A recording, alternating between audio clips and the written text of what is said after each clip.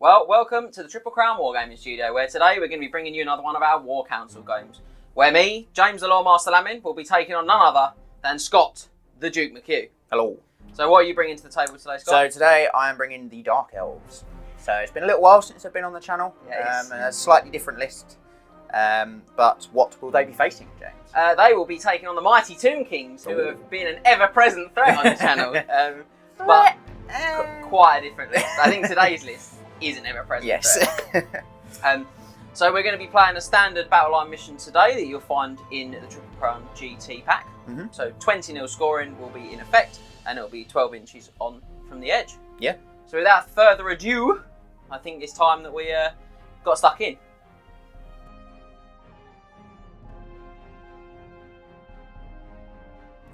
So this is the Dark Elf list that I'll be using today, and it comes out as a -4 on the Triple Crown comp score. So we're going to start off with the core, and over on the right hand side there we have a unit of 14 Dark Shards with shields and full command, and they have the Banner of Eternal Flame. Behind them we have 2 units of Dark Riders, which are exactly the same. They both have musicians, they both have repeater crossbows and shields. Moving on to that big block in the centre then is 28 Witch Elves with full command and the Banner of Swiftness, and you'll notice a rather large Cauldron of Blood with a Death Hag in the middle of them. I would have taken her out as we normally do for the run-throughs, but she's a nightmare to rank up, so I've left her in the unit.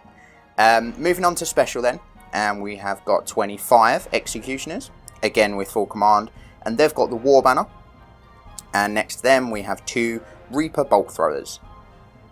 To round out the units for this list, we have 2 units of Doomfire Warlocks with no upgrades. Finally then, we have the characters. Starting off with the BSB in the unit of Witch Elves, it's a Death Hag on a Cauldron of Blood with the Rune of Cain and the Obsidian Blade. And then onto the Lords, we have a level 4 Supreme Sorceress on the Law of Life. She has a Dispel Scroll, the Ruby Ring of Ruin, and the Talisman of Endurance. And finally my General is a Dreadlord with Heavy Armour, the Sea Dragon Cloak and a Shield, the Ogre Blade, Talisman of Preservation, and the other Trickster Shard. And that rounds out the Dark Elf list.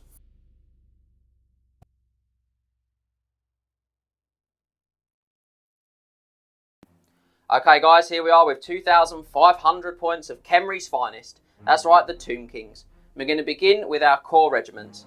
Now you'll notice we've got 2 regiments that are exactly the same. That's 2 lots of 24 skeleton archers with full command. And that's not the only duplicate unit you're going to see today, because we've also got in our core 4 regiments of 5 skeleton horse archers. Now they have no upgrades, the archers on horses. Moving on, we've got our special slot, and it's the first time we're bringing some end times action to the channel. That's right, we've got a unit of 4 Morghast Harbingers.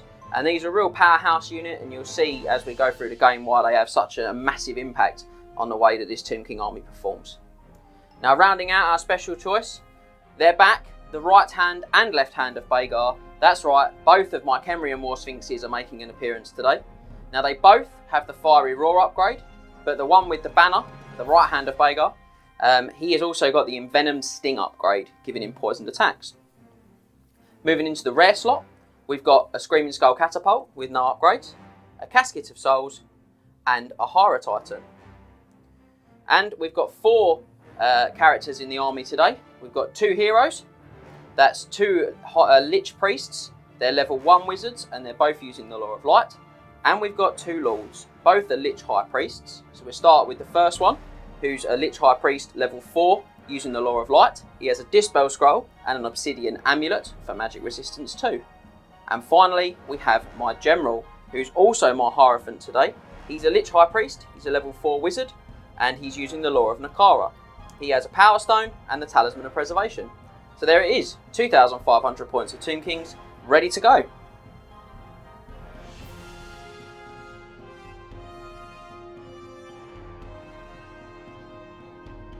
Okay, so we're moving on to the deployment phase. Now, before we do, I'm going to just check with you, because we haven't actually talked about the comp scores of our lists. No, so... A bit of a rush to get in started today, wasn't it? What are you on? So mine is a -4. Ah, okay, mine's a -1. So Relatively not close. a million miles apart. Relatively close. The Tomb King's starting on +3, so it's quite hard to get a big minus, if I'm honest.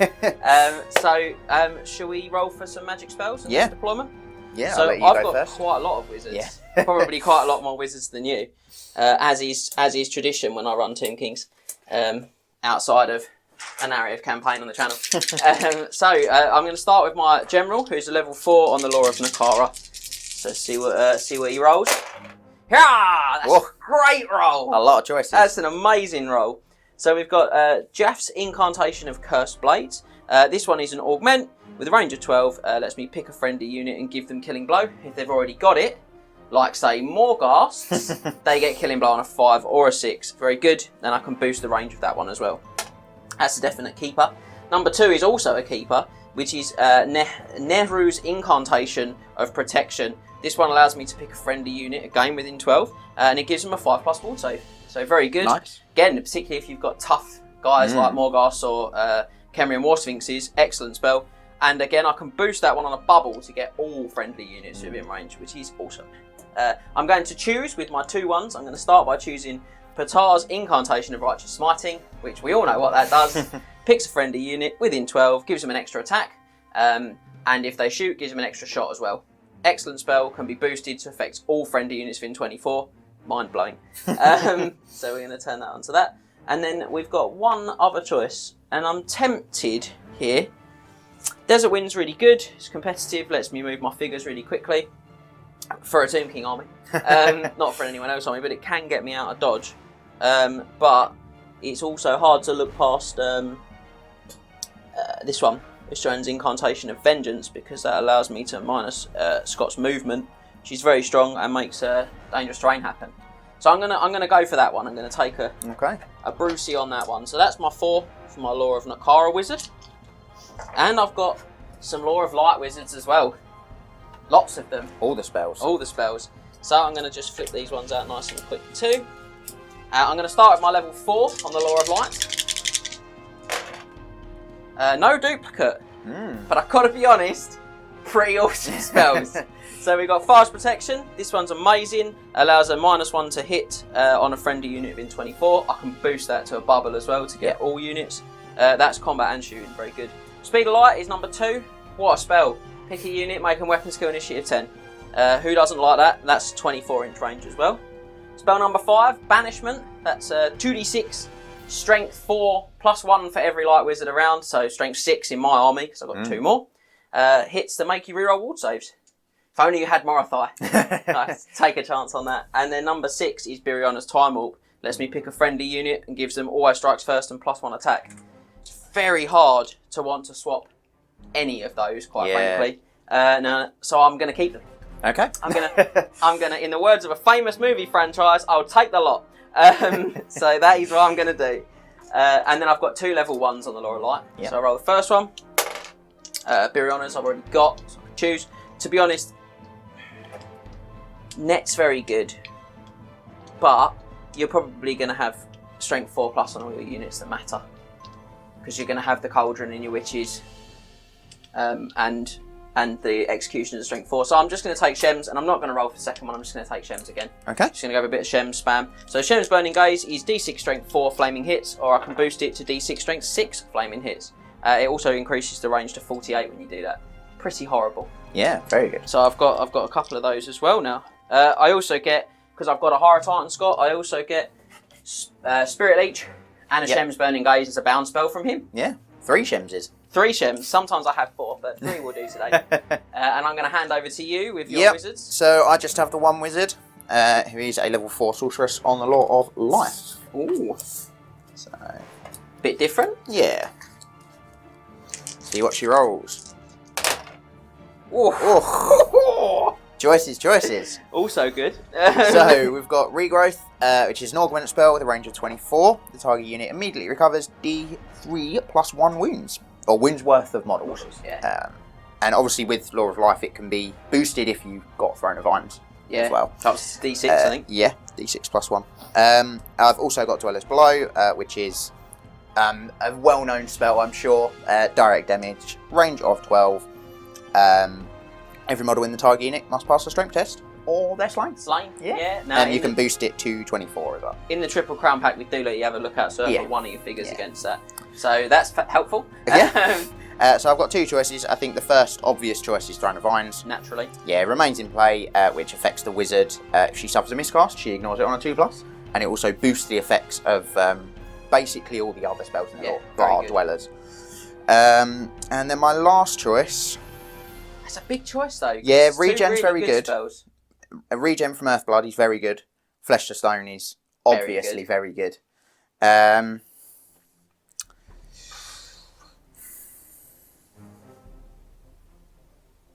I mean, you don't have huge units, so part of me is tempted to drop Dwellers. Oh, bold! And swap Dwellers for Earthblood and take Flesh to Stone. Face of anticipation. Yeah, I'm going to do that. I'm going to take Flesh to Stone, which is an augment spell, range of 24. The target unit is increases their toughness by 2, which is increased to +4 with Throne of Vines. And I'm going to swap Dwellers Below for Earthblood, which is a regen on the caster's unit. A Regen 5+, and then it's boosted to Regen 4+ if you've got Throne of Vines. Very good stuff, mate. Yeah. Love to see that. Those. I think that's a bold play, but I don't think it's a bad choice. Yeah, you've not got huge units. It's not like my units are particularly undealable with either. Yeah. So I think that's a great choice. Now, drop-wise, I've got quite a lot, probably a lot more than you, if I'm honest. 1, 2, 3, 4, 5, 6, 7, 8. I've got 9.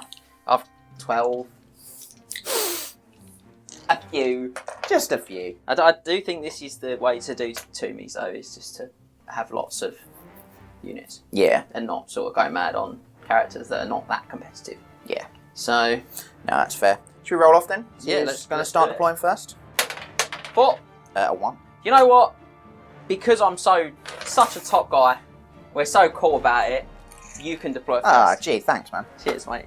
What can I say? So I'm going to start off with 5 Dark Riders. Can I say, Scott, not all mummies wear bandages. Okay. Before you say that doesn't make any sense. Doesn't have to make any sense. You do you, boo. I'm going to pop a unit of 5 Skeletal Horse Archers there for me too, I think. I'm going to go with... actually, I'm going to go this side of... Oh, look at him. What a coward. I'm not sure how that makes me a coward, but okay, another unit of 5 Dark Riders there over behind the tower. I'm going to go with 5.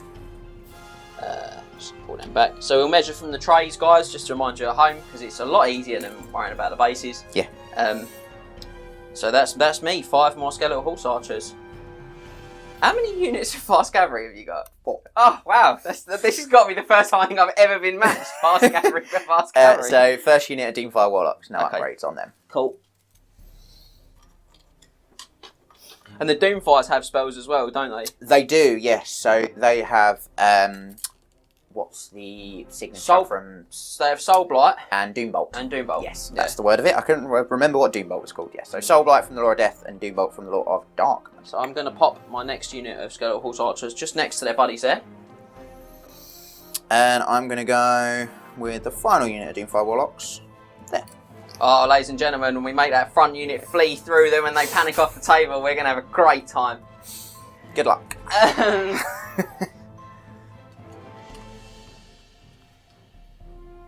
It's going to be 5 more Skeletal Horse Archers, is it really? just in case you were in any way concerned. And I'm actually going to pop them just behind those ones, I think, like that.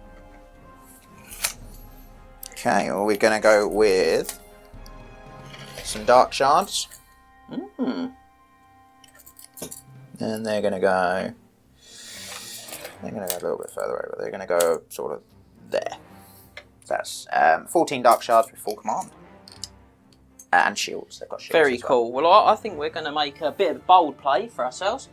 We're going to show some hand, actually, which is not usually the order we deploy them, but there's a very good reason, ladies and gentlemen, that I want to do this now. And I'm going to pop my Morghast there now. I'm aware that my Morghast base is very large. I think it's just shy 10 inches wide. Absolutely humongous. So I'm going to go with the Executioners next. Oh, mate. little bit of fisticuffs, executioners and Morghasts. I love it. Love to see it. What's their toughness? 5. 5. Yes, it's good. And heavy armour. Yeah, Effectively. so armour. no save. Yeah. But that's what Magic's for, man. If your wizards are still alive. Be more scared if you had Morathor. Or Dwellers Below, which to be fair, I don't think was a bad choice either. Yeah, I'm going to go there with the executioners. Okay, cool. So I'm going to have to start making some choices soon that I care about. Because I'm acutely aware of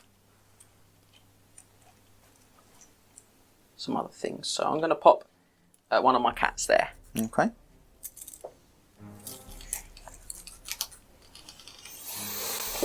I'm going to go with the war machines, I think. Okay. So I'm going to put one bolt thrower here. I love how tactical this has become already. We've both like studying every placement. And one is going to go here. Like so. Yeah. Okay. Over to you. Certainly is. The left hand of Bagar? That is correct. He's going to go a little bit obliquely on the hill, but he's okay because his spear is probably going to snap, leaning on his friend. It's just that slightly. But they're both level with each other's frontage is the idea there. Yep, no problem.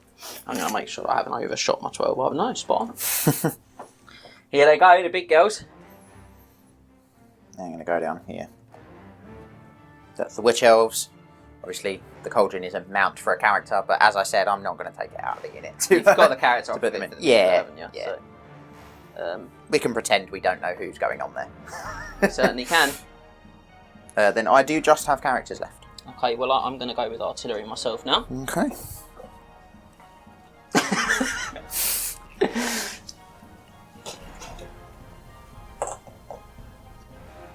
With the Catapult. And also the Casket. Which I'm going to pop there. Okay. Little pivot. Free ourselves. See everything. So my characters then, the Death Hag BSB, obviously, is going on top of her Cauldron. My General, the Dreadlord, is going to go on this side of the unit. Nice. And the Wizard, the level 4 Sorceress, is going to go on that side of the unit. Awesome. And that is me done. So you've got the rest of yours to go. Okay, guys, so normally I would have put my archers down first. They're going to be the bunkers for my characters. So as Scott's fully deployed, I can explain some of the braining behind what I've put things. So I've got a really obvious set of choices now. Mm-hmm. I can put my bunkers on the hill and make the Witch Elves travel this way for them, but sort of incur the wrath of additional units, which is good deployment from Scott. Or I can bring them over here on the flats. Now this terrain doesn't fuss me a great deal for shooting and stuff, but it does fuss you for getting in combat. Yeah. Which is quite good for me. So there's a good chance that I'm probably going to stick to this side. Then I'll vanguard these guys across in a 20-0 tactics style video display. So I think that's probably how we're going to play it. So it might turn out badly for us, but we wanted to give ourselves plenty of options today. Those witches are worth a lot of points, a big unit to deal with. Yep. So yeah.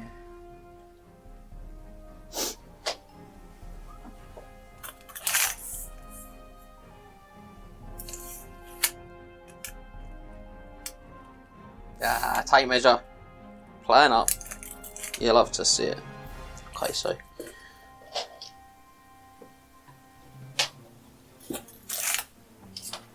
Just realised that's the wrong unit. That one's going to go just there. I mean, does it really matter? Yes. Are they not identical units? They are, but that's not the point. They're not identical from a modelling point of view.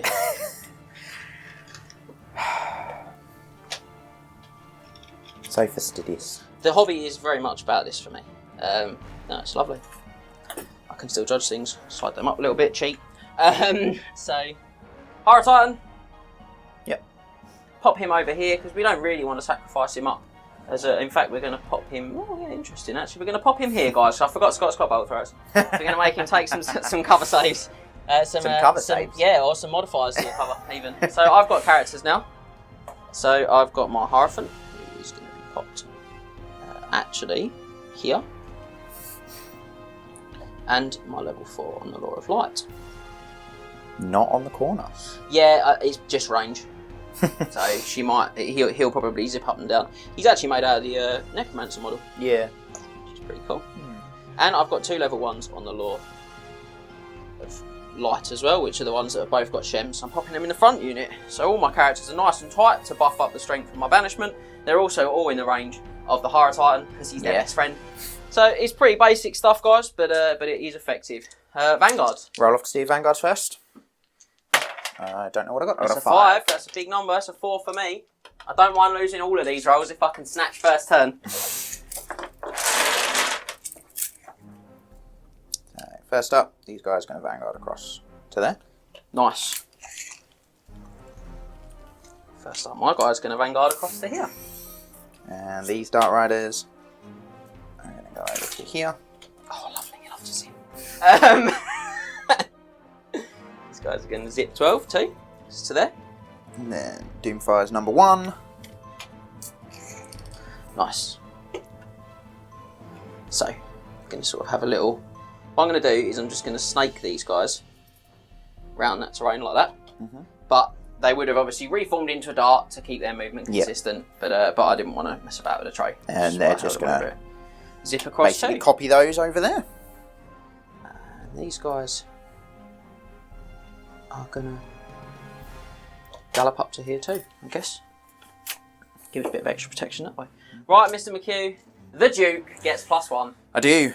Let's see what we get. Oh! That was the dice I rolled a 5 on. I should have swapped dice. Excited skeleton noises. You love to see first. it. Tomb Kings steal turn 1, and they're ready to rock and roll.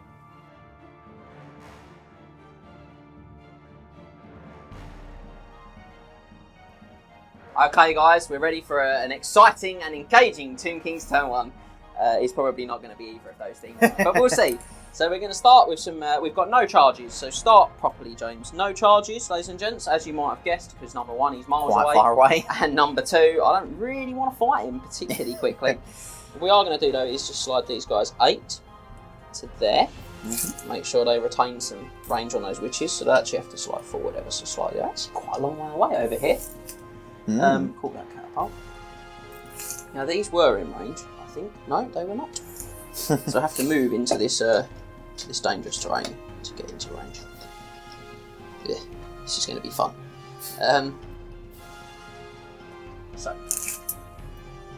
They're only actually a couple of inches out, so just going to move up a couple of inches. So we'll do.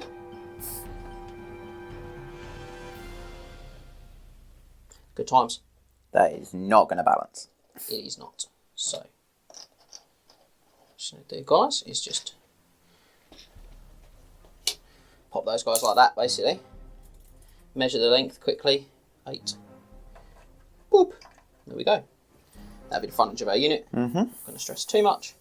These guys can slide up a little bit too, although again, probably not going to be a huge requirement of their services at the moment. As you might have guessed, guys, we really don't like the Witch Elves. What have they ever done to you? 19. 19's too fast to declare a charge, isn't it? Yes. Even if they had +1 movement, they wouldn't be able to declare that. So we're safe there for 1 turn. Now the Morghast have hover, which is fine because Tomb Kings can't march anyway. They're really good flank protection regiment because they're so big and so strong. These guys are just going to have a little wiggle giggle and try not to fall over some more. Lovely.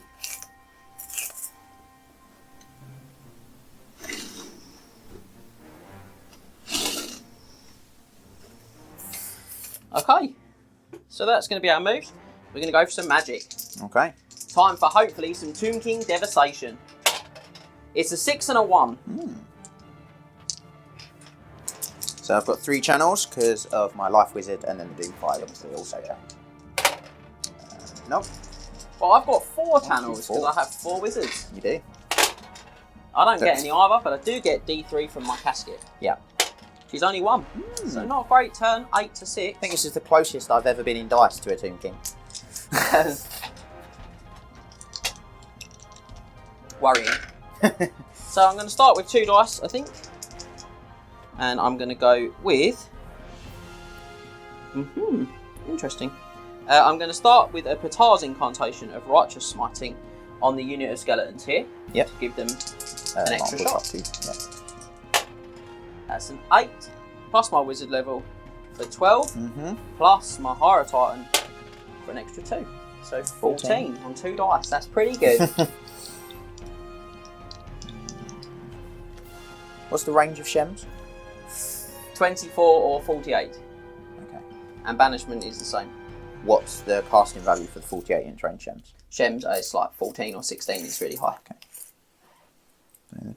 24. They should be just in, because the regiment should be in. Oh, he hasn't got Shems, does he? No. So my front 2 Shems and all my shooting should be in on those guys. Yeah. That's why we moved them up. And then my... banishment you'll have to boost for the range. My banishment I'll have to boost, but it goes from like a 10 to 13. It's not like a massive hit for a boost, I'm afraid. It's only on that unit. Only on that one unit? Skeleton. Yeah, I'll let you have that. Blib, blib, blib. Right, so... let's start picking on Witch Elves, ladies and gentlemen. 1 dice with this wizard. He's going to cast Gems Burning Gaze. These are 3, and then he adds D3 from the Hierophant. He does, he gets 3, plus 1 from his wizard level. He's not made it yet, but Hierotitan makes it 7 in total. Dispel. Successfully dispelled. We're going to go 1 again, ladies and gents, with a second wizard. He's going to do the same thing. Shems on the same unit. That's a 7, plus his D3. 8. An 11, so dispelled. He's not looking too bad, is he, guys? So, look at some of these cast values, I think. That is actually pretty doable. It's a bold play, though. So I'm going to go with my Law of Nehekhara wizard now. And he's going to cast... I'm playing cheeky in a minute. He's going to cast Usharan's Incantation of Vengeance on the Witch Elves. It knocks D3 off their movement. Okay. And it will also make all their any movement they take a dangerous terrain test. So very good. And I'm actually going to be really bold and roll 2 dice. Okay. Now the boosted value is cast on a 13. So I need a 9, but remember I do add D3 from the Hierophant. Yeah. So... that'll be a no. That'll be a no. No more Nehekhara for you. No more Nehekhara for me, but I'm not massively upset with no more Nehekhara at the moment. So we're going to go with... same trick, we're going to go Banishment this time. Yep. And I think we're actually going to banish... We're going to boost the Banishment. Yep. We're actually going to banish that unit of Doomfire Warlocks if we're in full. That unit of Doomfire Warlocks? Yeah, we're just going to check. Yeah, comfortably. So we're going to banish the front unit of Doomfire Warlocks, ladies and gentlemen. So it's this wizard here. The cameraman Max getting on the action. He's going to turn his staff side on for the kill shot onto those guys there. So again, I need the 9 trick again. Yep. On 2. So 8. I can't make that either. 11, no. So a little bit of a lacklustre finish there to the magic face. Oh, and I've got 2 dice left. Bit of a shame. Would have thought I would have got one Not of for those. me. But you do gamble a little bit sometimes, and sometimes it falls a bit short. We're going to go with our Screaming Skull Catapult first, ladies and gentlemen. We're going to pop it right in the centre of that on the cauldron? Cauldron of Blood. Yeah. Obviously, not a huge bit of excitement. That spell didn't make it, but I think it's still going to hit it. It is. You'll get some clips and witches as well. So you hit the cauldron, obviously, and 2 witch elves. Okay. So, 2 Witch Elves, a hit of strength 3. So we'll do those first, 4 pluses. No wounds. Couldn't you roll that for the cauldron, that one? Now, what are we hitting? Are we hitting the cauldron or the death hag with the strength 9? So we have to work that out. Because the stone thrower, so on a 1 to 4 it hits the cauldron, on a 5 or a 6 it hits the death hag. It hits the death hag at strength 9. Probably not really what I wanted, but Not bad. Not really what I wanted, to be fair. So does it wound? It does wound her. Oh dear, oh dear. Her 5-up ward save. Yep. Hey. Cauldron to the rescue. Cheeky 6. And on the cauldron, I need a 6 to do any damage. Oh, I do. There you go, have a wound. And ward save from the cauldron. No. Fine. 4+. Oh, the cauldron itself gets 4+, doesn't it? Yeah.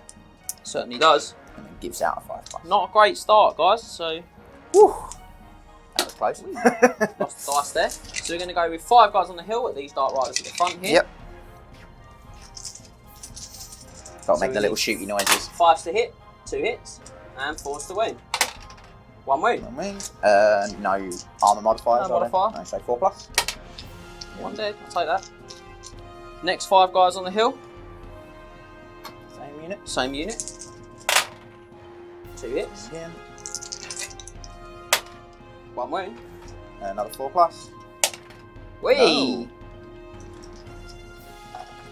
So they will panic. They will. It's a They shame are. we couldn't kill that DSP. They are Liche 10. They are because Liche they're Dreadlord. So they're lovely. They're going to be fine. Now I think we are going to pick on the witches because everyone knows what a big threat they are. Now they're not going to run, You're just a bully. I'm just going to do some quick dice here. These 2 regiments are going to shoot them. Yep. Looking at 5. Ooh, wow. That 8 out of 10. That was 8. Yeah, that's a lot. Dear of hits. Lord. Change the dice. 4+ is the win. Should have Change changed the that. dice. Right, Well, that's actually average. spot Very on. average, yeah. So 5 ups from the Witch Elves. 5-up ward saves. Ooh, trees going 3 for it. die. 3 dead. So now more effective than a catapult. Significantly so. So we're going to have quite a lot of shots to do now from the other regiment. So the front regiment that we measured a minute ago is going to fire. The one that we put Righteous Smiting on. So these are all going to shoot witches as well. So it's this regiment that's sort of here.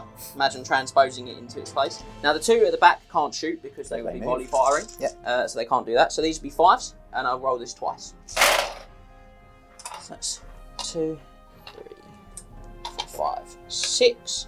6 hits. So one below. 7, 8, 9, 10, 11, 12, 13. 13 hits. And 4 to win the witches. Yep. Not so great either, I'm afraid. 5, 6 wounds. So 5-up ward saves from the cauldron.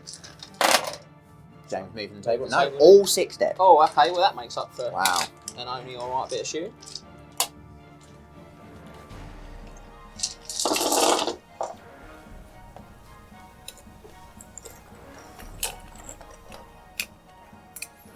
Now, one of the things that's really great about Team King shooting is that they don't suffer the penalties to their hit rolls. So they can fire through their own units, they can fire through all sorts of stuff. These guys are out of range, but I was just checking to see if they could shoot any of the Dark Riders, for example, that got a little bit further forward. So that is that's it, guys. I think we've done our magic, we've done our shooting. Not an amazing first turn, but certainly not a bad one. Yeah, not passing like a single save basically on those Witch Elves certainly helped. Very helpful, yeah, so that's a start. So with that in mind, we're going to move on now to Dark Elves, turn 1.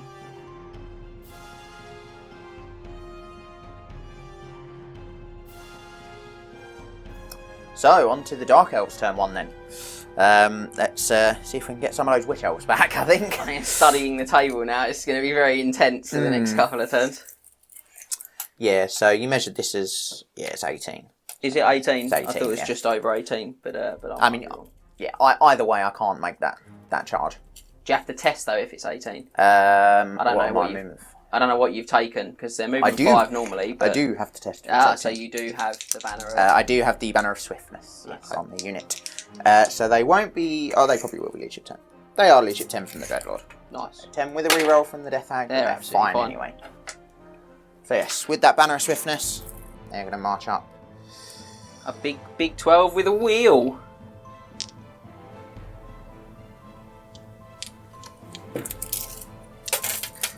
Oh, 6 on the Sphinxes? 6. Yeah, so they would need 6 or 7 on the charge, Yeah. depending on exactly where you got to. Yeah, just ignoring I could make it. Not a big charge. Okay,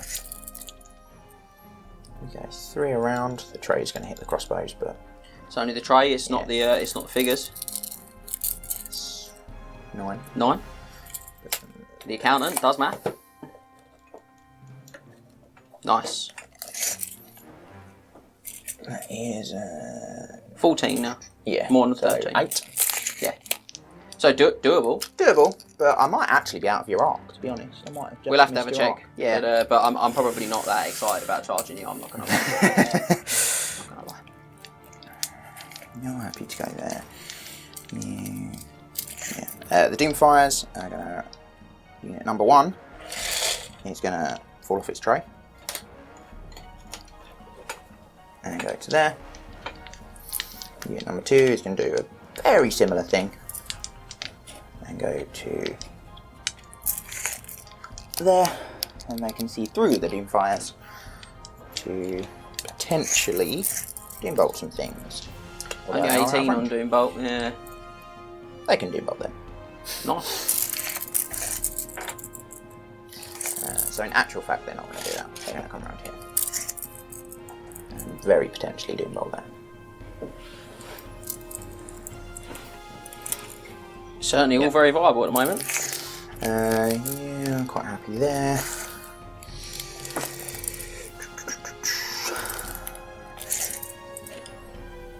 Yeah, I'm going to go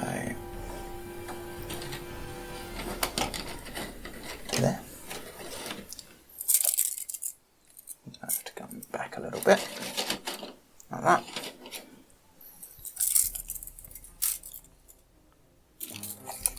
Look at that.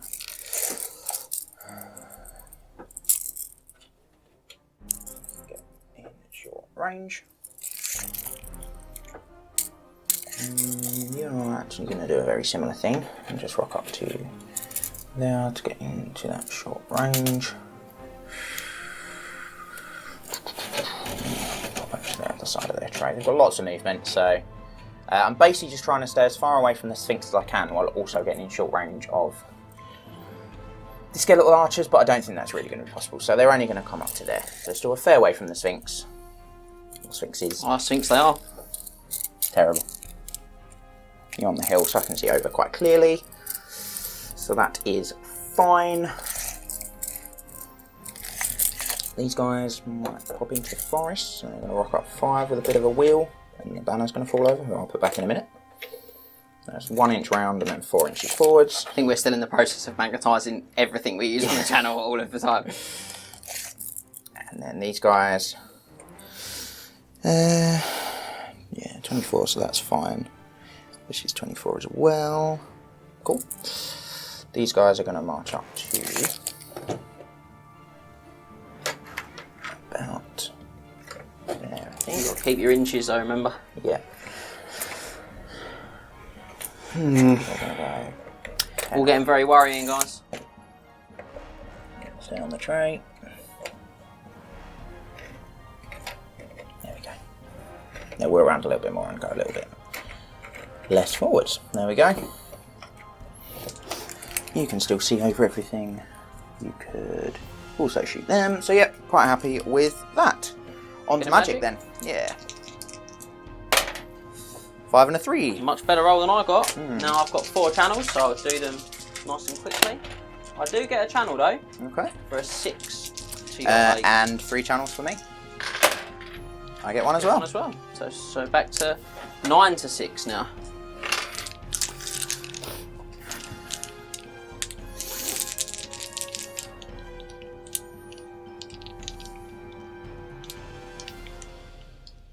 Concentration on his face. I'm gonna Who'd have Soul thought he'd be Blight. this worried about Tomb Kings? I'm gonna cast Soul Blight from this unit of Doomfires. Yep. On the Morghast. Okay. Yes, I am on a 17. And I have 6 dice left. Yeah. I'm going to use a Dispel scroll on that, which is unlike me to use early, but I really don't want you to have it. Then I'm going to go with a Throne of Vines on her. On a 10. Use my first level 4 to attempt to dispel that. And I do on a 14. Quite a lot. And then I'm going to cast Regrowth on the Witch Elves. On a 1923. That's quite a big score, Not so I'm bad, probably yeah. looking for a couple of crowns here, guys. Nope. Was that 1113? Yeah. I think I'll probably be getting D3 plus 1, Witch which I Elves was be back. getting D3 plus 1. So all we can hope for, ladies and gents, he rolls a 1. No, 4 Witch Elves back. That's sort of half what I killed last turn. I will get them. I'll put on the table, but I'll actually put them in the right place in a second. Yeah. So we just tuck them on. So shooting then, we are going to start with. We're going to start on this side. We're going to start with the Unit 5 Dark Riders into the Skeletons. the skeletons on my right hand side. So they're going to multi-shot. So they moved for fours, multi-shotting for fives, and they're in short range. Lovely. So 5. 2 hits. Just 2. You get that from 5 shots. I get it from 10. Still good though. Forced to wound. Yeah, forced to wound. 1 wound. 1 dead because they're armor piercing. They are. The unit of 3 is going to shoot the same unit. Yep. So they're at long range, so they'll be 6s. 6s, yeah. Because they're also multi-shotting. Looking for the crowns. Just 1. 1. Forced to kill. Nope. No. Murderous prowess. Stuck in his bony horse. Then this bolt thrower is going to shoot the unit of 4. Okay. So he's going to multi-shot. So he's on long range for 4s. 4s, sorry, yeah. On the table. That'd be all That hit. was significantly better than And the Dark then Rider. these would be 3s to kill. They will. Strength 4s, toughness 3. 6 wounds. Should have shot them first. 6 hits, 6 wounds, dead regiment. The second bolt thrower is going to do the same on the other unit. Yep, so now you can see clearly because you're on the hill. You can see above the plate, cool. 5 Also, hits. excellent shooting. Yeah. I'm going to swap dice because they've rolled very well. Yeah, they have. And 3s again. 3s to kill.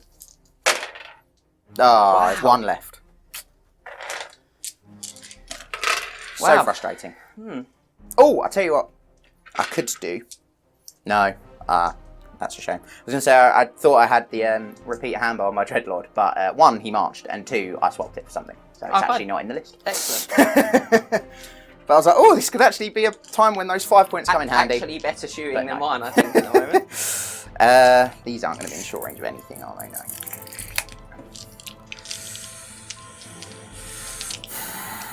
I think I'll possibly just shoot the Morghast, to be honest. I think everything else is probably going to get significant a lot of cover. Yeah. So what are they on? 4s for moving, 5s for long range, 6s for soft cover, shooting through the trees. Skirmish, so. 7s. For those guys would be the skeletal horse archers in front of the arcane ruins would be Probably 4s for range, 5s for moving, 7s for hard cover. Yeah. So it's 7s. I'll shoot the skeleton horse archers because Yeah, I've or got more 6s chance if of you go winning them. single shot. No, it's still 7s because it's hard cover, not soft cover. So it swaps skirmish for an extra cover modifier. Right, yeah. So you were already talking about single shot. Yeah. Sorry.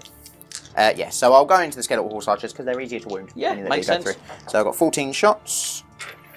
9, 12, 14, and these will be on 7s, so 60 followed by 4s. 4 crowns. And 4. Nope. Never mind. Anticlimactic. Started off so well. That is all of my shooting. And that's the end of my turn. So moving on to the Tomb King's turn 2. Indeed. Let's get it done.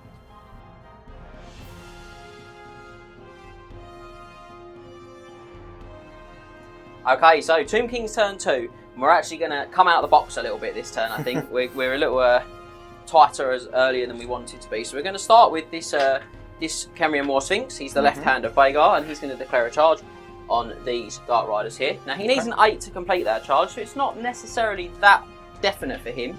He does cause terror, and he does make Scott take a terror test. I do, which I will take now. I'm loving life. They are going to flee. Okay. In which case, he'll test to redirect his charge, which I'll do once you've fled. 10. That's a big flee. Sort of that way. So he'll take his test to redirect. He's leadership 8. But he double ones it. Loves to see a bit of that. So we're just going to check our arc, see what we think. Oh, I think he might go for these ones instead. That's an even shorter charge. Lovely, yeah. So he's going to redirect into these guys. Terror check on them.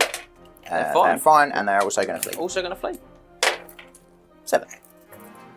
Okay, so we'll complete his charge in a moment, but we're just shoving them away, guys. And fleeing is obviously good for him. but it works for us too. Clears us some space.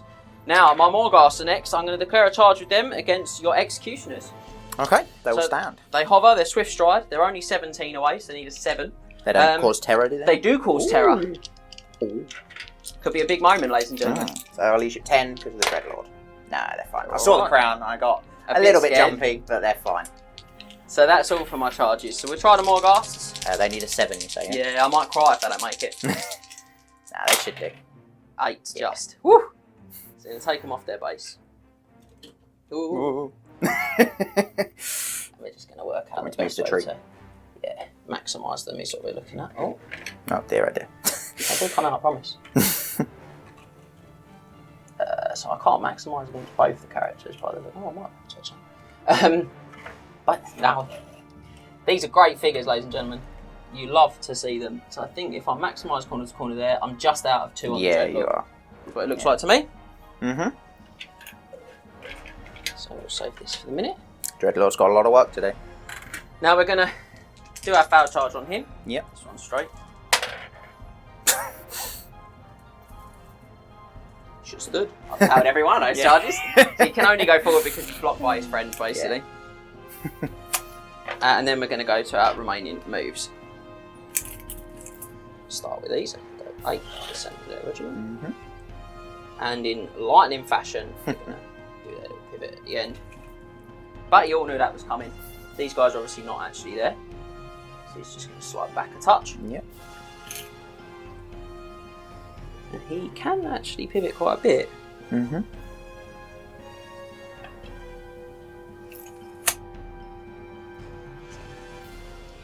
As well. Just eye himself up some angles of attack and block some gaps as well. Now, gallopy. Getting back in the fold. Might need that tray back. So that's going to be all of our moves, and we're going to go for some magic. Okay. Now Max has reliably informed me that my turn 2 is always my biggest turn. It takes me a good like half an hour to get it done. So we're gonna see if this is another one of those. Ooh, probably with that many big dice.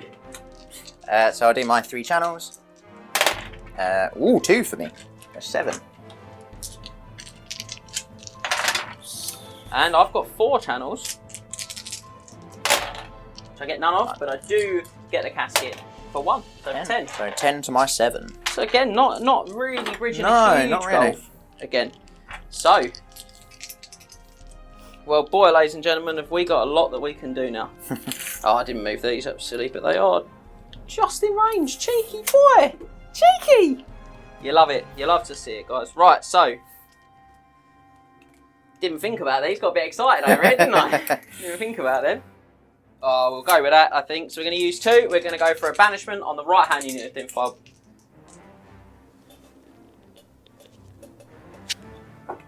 On the left-hand unit. My left, your right. Yep. Sorry.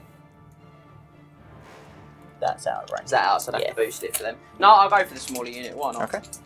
I mean, they're the same size, but you mean that unit. The smaller casting value. So, that's 9. Mm-hmm. Plus a D3 from the Hierotitan. Makes it 12. And it's cast on a 10. Oh.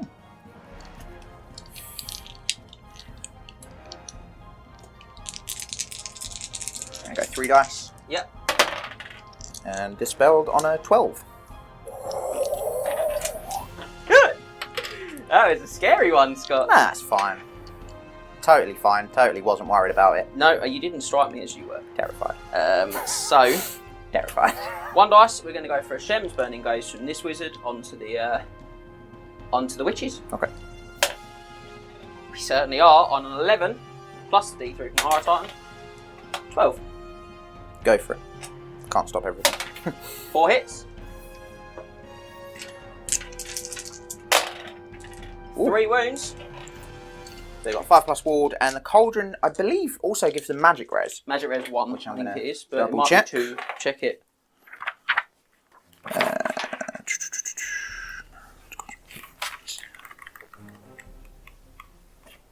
Which, to be fair, I forgot last turn, so I might have actually let you have some of those Shemses. I shot them. I didn't magic them. Oh, you might have let me have the spell. Yeah, that's what I mean, as opposed to that's a good dispelling them. Magic resistance 1. There it is. Yep, so 4+ save then on the Witch Elves. Yep. Oh, I can pass one of those. 2 days. Gonna go 1 again. Yep. And we're gonna go with the other wizard who's gonna shoot the same spell on the witches. Yep. He's gonna fail. But that's what we have all of that built-in redundancy for. So, getting to the business end of this turn, I think, with spells, but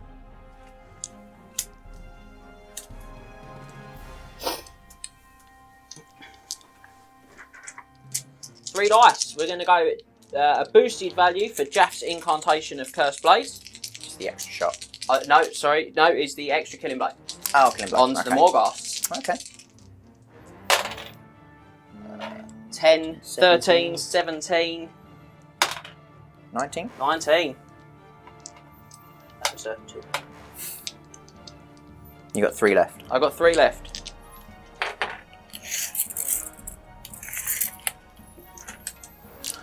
So I need 15 on the dice.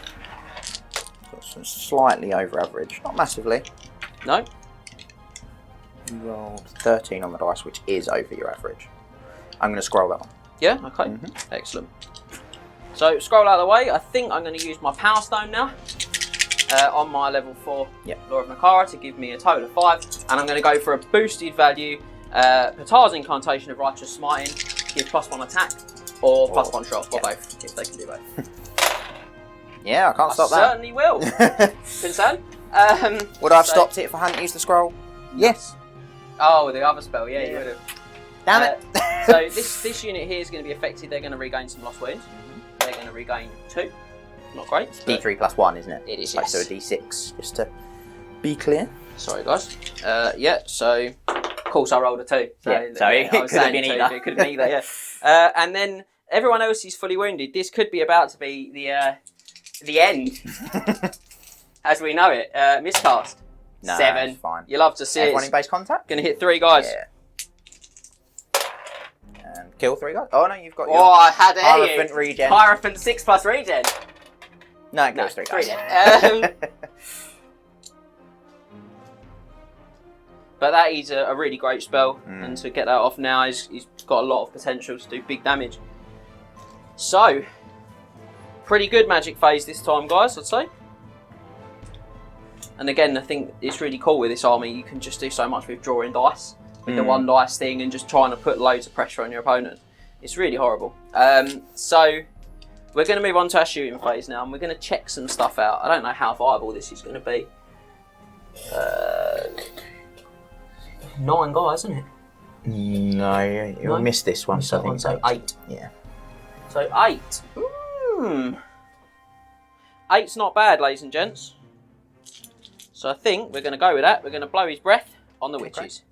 Would have liked him to be a little closer. If I'd had magical move, that would have been ideal. But at this junction, I'd swap that for the other thing I tried. So 3, so we're in the witches. 5 wins. 5.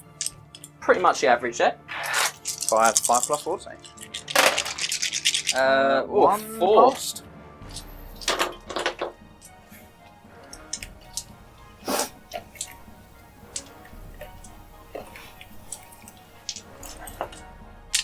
So fiddly to get the models out of there. They really are. Next to the cauldron. So we're going to go next with the archers here, skeleton horse archers, into the witches. So these are 5s to hit because they get 6 shots because of the spell. Just the 1. But it does wound. 5+ ward save. No, another one dead. Cannot pass any of those saves. And we're going to go 10 shots now from the guys here. Yep. Into the witches. 2. No wounds. We'll take 10 shots from these ones here into the witches. Yep. 4, much better. 1 wound. Just 1 5 up. Wounds will let me down now. Hey, I passed the save. Right, so front unit again. Now this time they haven't moved, so I get an so you get the extra 2. 2 guys. So it's going to be 24 twice basically. Yeah. Oh no, it's not. It is. Yeah. 2, 3, 4, 5, 6, 7, 8. 12, that's the one. So I'm going to do this 4 times, guys. Okay. And we just add it up easier. So we've got 1, 2, 3, 4. 5, 6. Not so good there. 7, 8. Really rubbish. 9, 10. Wow. Yeah, just 10. Less than half of my initial model count. So pretty a long way away. 4s. That wasn't bad. Helps 6. slightly. 6. 6 5 pluses. Let's pass some of these. No, just the one. 5 dead. That helps you out. Certainly does. Now I lost 3 from the back unit, which leaves me with 21. But they didn't move, so I'll get all 21 twice, basically. So 12, 18, 21. I'll do this twice this time. Make it a bit quicker and easier. So this is again at the Witch Elves. This is the back skeleton unit this time. Oh dear, oh dear. Gone on, yeah. 9. Wow. That was good. That's about half, isn't it? Just shy of, yeah. Should have got 7, so slightly above.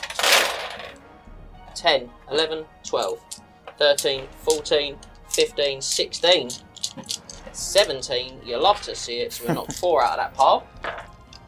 Now 17 is more than you've got figures. It is. So how many witches do you have left? 4, 7, 10. I have 11 witches. And then one on the death hag. How many's left? 5. 5. There's 5. So you can put a second one on the death hag if you wanted before you take the Yeah, I witches. will do. Yep. And then the rest of the witches. So on the witches, guys, we need 4s. Well, I've got some witch elves left. 7. It's going to be 7, yeah? 7 5 pluses. Not bad. 4 die. 4 dead. Thing is that like, just the front rank is enough to beat basically any unit in my army. So, and then the 2 on the cauldron, we're going to see what they hit. Yep. 1 on each. I'll So take that. on the cauldron itself, we need a 6. That's off the table. On the cauldron itself, we need a 6. We don't get it. On the death hag, we need a 4. We do get it. So 5 plus for the death hag. Hey, she's fine. Right. Lovely. Well, I say lovely. Better than losing the death hag. So catapult, we're going to go again On the cauldron. on the centre of the cauldron. Yep. Highway to the danger close. It's going to hit It's going to nothing. miss nothing now. 10-inch scatter About over there. into no man's land. That's why we call them scatterpoles, ladies and gentlemen. But not bad. Good shooting phase, I'd suggest. Yeah, very overall. good. Lots less witches on the table, and that leaves us the combat phase. Yeah. I think so. Would you like to take a be scared of my Morghast test? Not really. No. I'm not. I'm fine. You're fine. On a 7. Well, let's get killing Morghast, shall we? Let's do it. So my Dreadlord has got the Ogre Blade. Okay, nice. So he's strength 6. So strength 6, Yeah, he's an executioner that goes first, basically. Yeah, so he needs 3s to hit me. My Yep. weapon skill 5. With his always strikes first. And then 3s to 3s win for me. rolling ones, because of murderous prowess. That's a dead Morghast? They got 4 wins. 4 wounds, baby. 1 wound left. The Wizard. Might be enough more than I can chew it, guys. Weapon skill. 5. Got it on the table. Nope, she misses. 1, 2, 3, 4, 5. And then 7. So 7 and then 6 from the front rank because of the champion. So 4s. Yeah, hit the execution with no rerolls.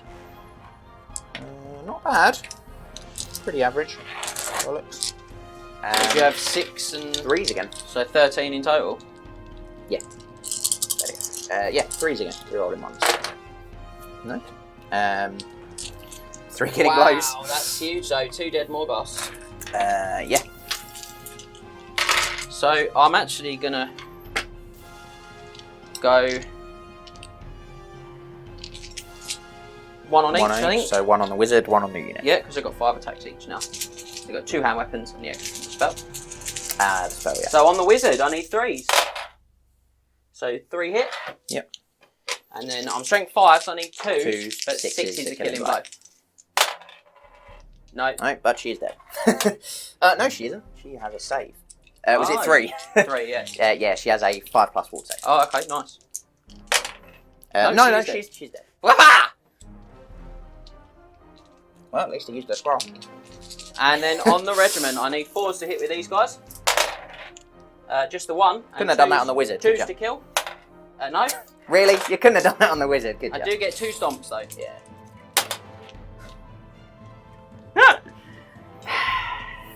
Not worth the trade. So I charged you. You did, and did 2 wounds. 3 wounds. It's not challenged, you can't get the overkill. She's a 3-win wizard though. She is. Yeah, So, ignore me. if that's all the same. Fair. You did 8 wounds in total. I did. Which was really a lot. So that puts me losing by 4. I have a banner. And 5. 2 ranks. For 7. I take 1 less crumble because I'm on Morghast. That's 1.5 dead Morghasts. Punch. Mm. Probably not worth the trade, guys. Well, I don't know. No getting those witches back now for me. That's big. No, but there's probably enough of them just to win you the game, to be honest. I think you kill them all next turn. Well, we can hope. So that is going to be it for Tomb King's turn 2. Mm-hmm. Pretty expansive. Didn't really want to lose so many more ghasts. Actually thought I'd fare a little better, but the Dreadlord was very, very helpful in there. Yeah. So with that in mind, we're going to move on to Dark Elves turn 2. Indeed.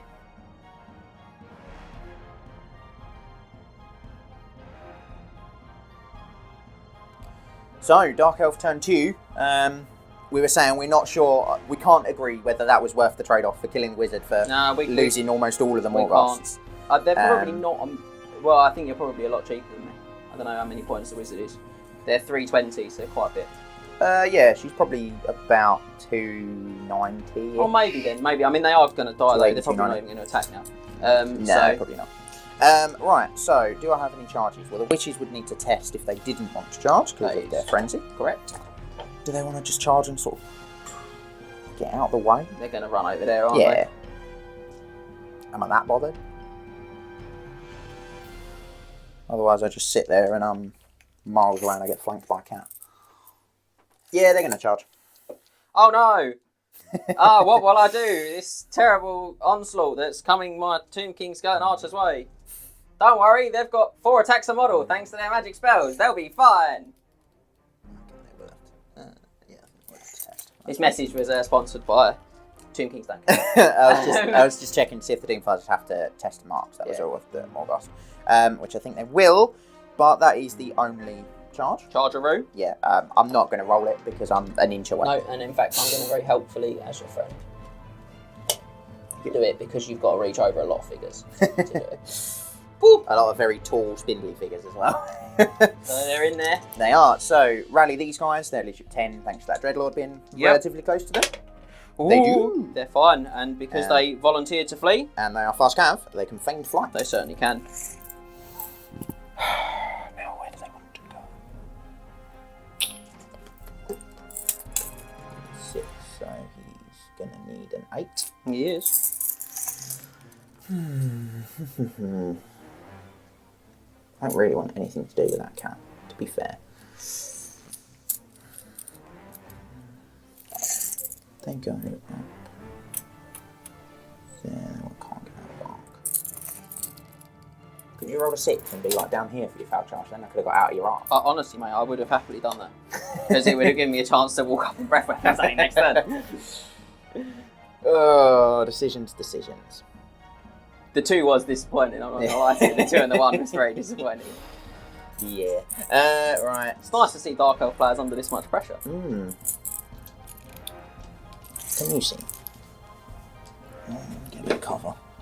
Soft cover there, because the trees. So that'd be 5s. Units will provide me hard cover. They cover For that one, yeah, it'll be 6s. That one, assuming they move slightly out of the way. Move out of the way, yeah. It'll just be the forest. Which I'm not sure you can claim. I'm going to check. I think it's a large target.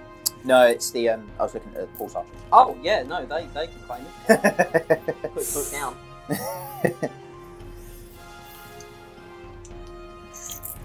And everyone says my turns take a long time. Let's scoot them up to the other end of it. Look at the pressure here, boys. Flame Flight on these guys. Now they might actually be out of the Dreadlord. They are just out. So at least you paid. They do have a musician though. Still very good, so 9. Leadership 9 for the rally. Woo! I saw the 5. I just wanted to scare him. Now these guys definitely can get out of your arc. Yeah, put them there facing towards those. Yeah. Go Horse Archers. Thank you. Now, test march on these Doomfires. Obviously out of range of the general. But they're loving life. They're going to zip through the gap. So there. Like so. And test march on these Doomfires for either unit. They are fine. Forgot about them for a minute, didn't we? Yeah, I was measuring that. I was like, oh, they're probably very close. Quite close.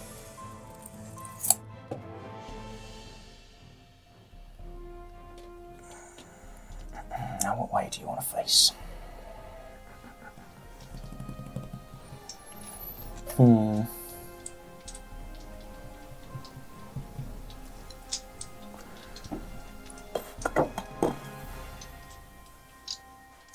Make you kill 2. I think that's probably the better option.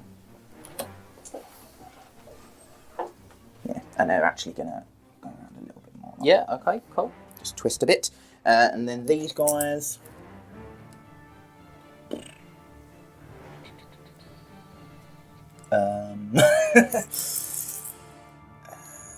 There's one up there. So they're just going to wheel round a bit forwards. So they're in range of them. Okay. So they're on 4s for long range, 5s for the cover. It's only the up in ruins. 6s if I multi-shot. Might get a couple. Moved. Yeah. Oh yeah. Yeah. So 6s for single shot. Or I go short range into the cat. Yeah, short range into the cat. Cool. Magic spells? Magic then. Yeah. Tree out the way. 9. Big 4 or 5. 5. What a way to make a living. No, it's actually 9 to my 8. Oh my. That's absolutely outrageous. 2 channels for me. 1 channel, so 10 to your 8. Absolutely paid the Dear Sky Lord. bill big time this month. Yeah. Other subscription services are available. You're in but credit with them. I am. You They are in owe credit. me money. They owe me money. Oh dear, oh dear. Well, I need to call them.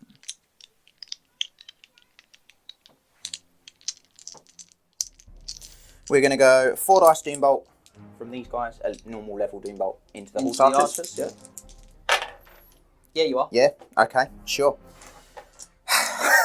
Bit upsetting that, I'm not going to lie. Yeah, a little bit for me as well. So 2d6, strength 5.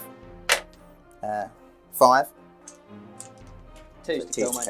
There'll be 1 left, which will be really annoying. No, they're all dead. Oh no, they're all dead. That's Went a bit bit wild, upsetting. that dice, Have but you used those?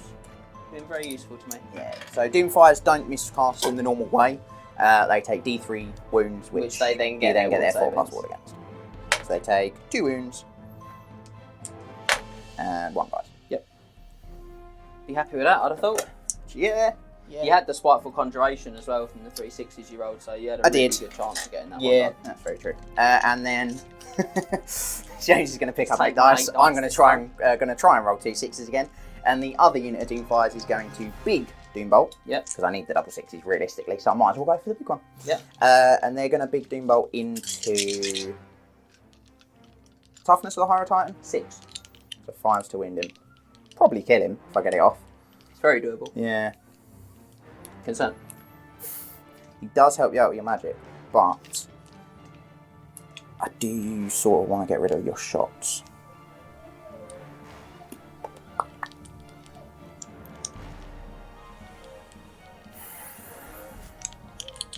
Could try and kill the casket. Let it blow up and hurt everything else. It's a 12-inch range. Yeah. Explosions, and it's D6 strength 6. On a roll of a 4+. 4+, so then it does D6 strength 6. Okay. Yeah.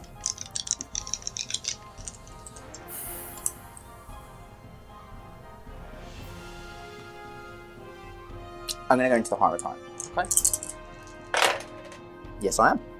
Yeah, so that's 2 total powers. And the ridiculousness. The Spiteful Conjuration as well. And the ridiculousness of doing Fireball like 10 days. So the 4d16 bolt.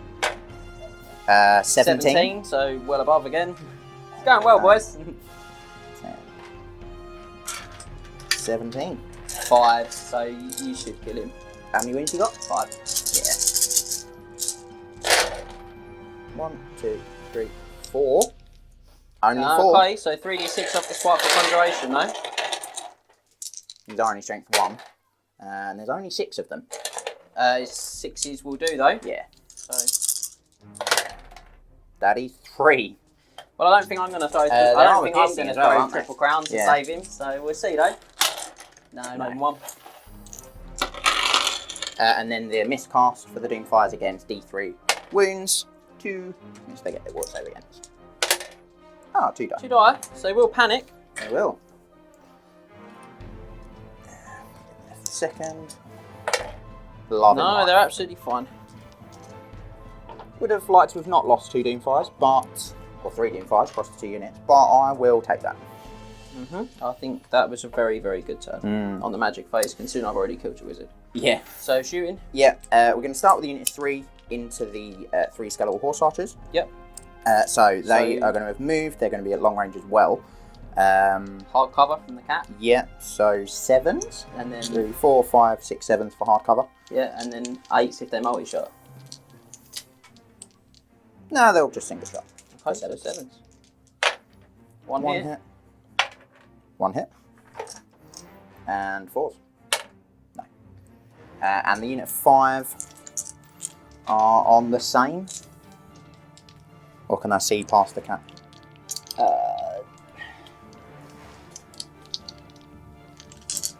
I think they're probably, we'll say soft for easiness' sake. So Okay. half the cover modifier because it's So a close one. 6s, I'll multi-shot for 7s. Yeah, okay. 2. 1 hit. 1 hit.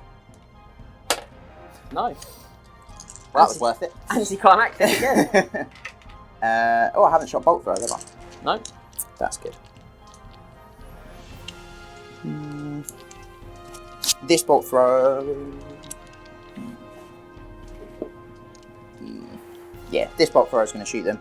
Yep. See if they can do as well for me this turn as they did last turn. 5 for the trees. The trees, yeah. 3. Does look like they're gonna. Yeah, not bad. And 3s to kill. Ah, 1's alive. The middle one. So this one's going to shoot them, and these going to be 5s because it's hard cover, not soft cover. Yep.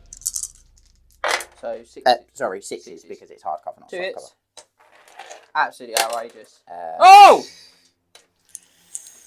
I'm going to shoot my crossbow with dark shards now. Because I'm not going to win the cat. There's not really much point shooting the cat. Yeah. Yeah, I'm going to shoot him with dark shards. So 4s for moving. Yep. 5s for range. Yep. 7s for hard cover. Yep. They're going to single shot. So 7s for hard cover. 13, 14.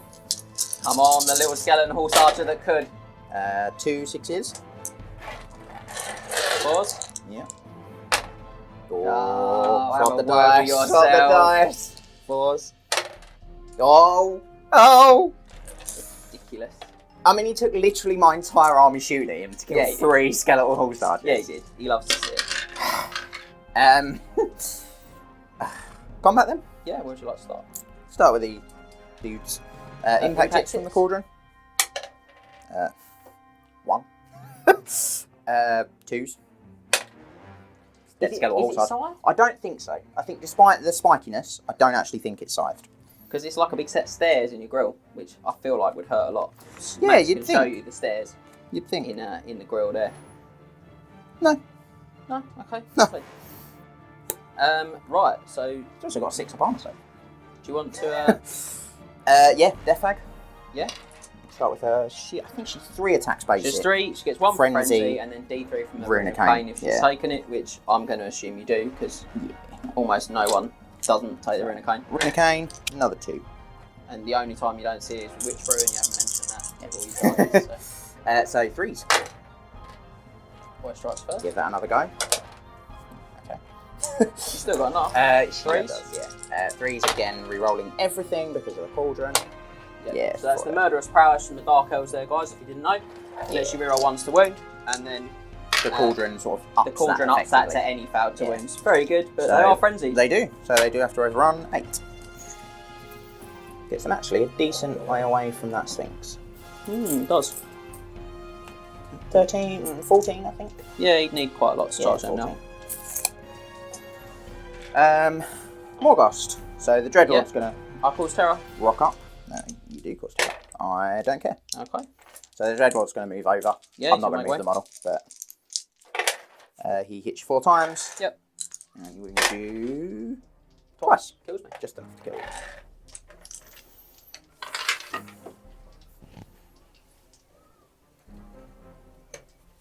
Okay. And that's me. Excellent. On to Tomb King's turn 3. Indeed. Let's do it.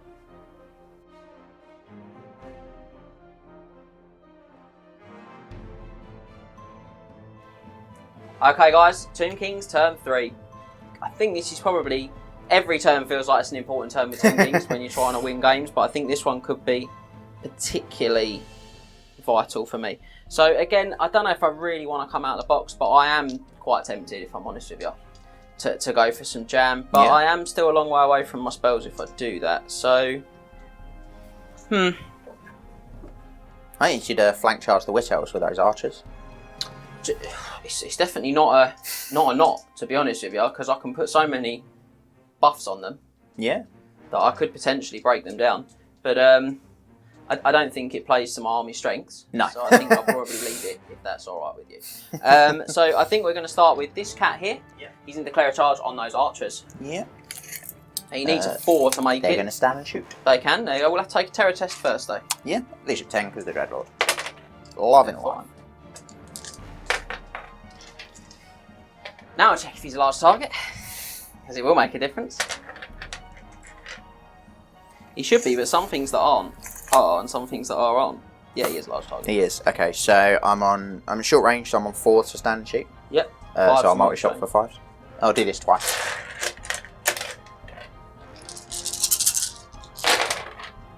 One, 2, 3, 4. Ironically, I think 5? that you're shooting a magic is going to win you the game. 6, 7, 8, 9, 10. Okay. And then 6 is... Should get 1 maybe. I bet he gets 3, ladies and gentlemen. Are you going for a 3? Better 10. Just the 1. See? So cheeky 6+ to ignore it, because they're armor piercing. Yeah. No. He's down to 4. See, give me all this hate. Oh, he's going to get 3. He only got 1. Chill. He's going to foul the charge now. And that is going to be it for the moment for charges. So he may well fail it. It's certainly not impossible at this juncture. We can cross our fingers and hope. Oh, no. Not on that, he's not. Makes it on the dice. Either dice roll. He's actually going to come down to this end as well. He's 4. Remaining moves. 6. So it's back round.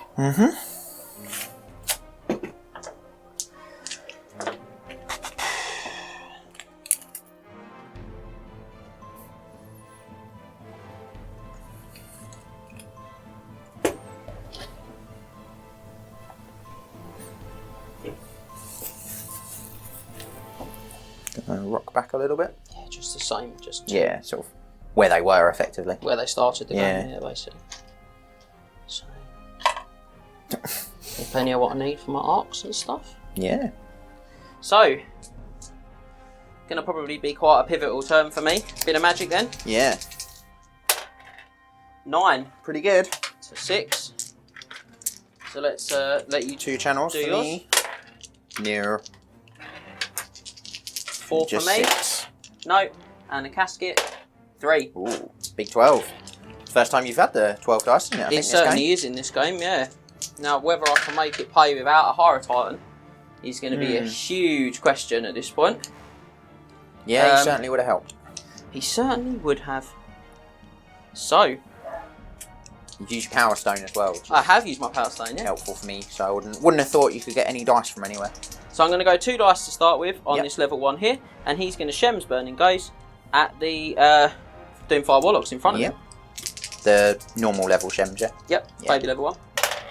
Yeah, he is on an 8. 9. Treats himself. So it's D6 Strength 4. D6 Strength 4.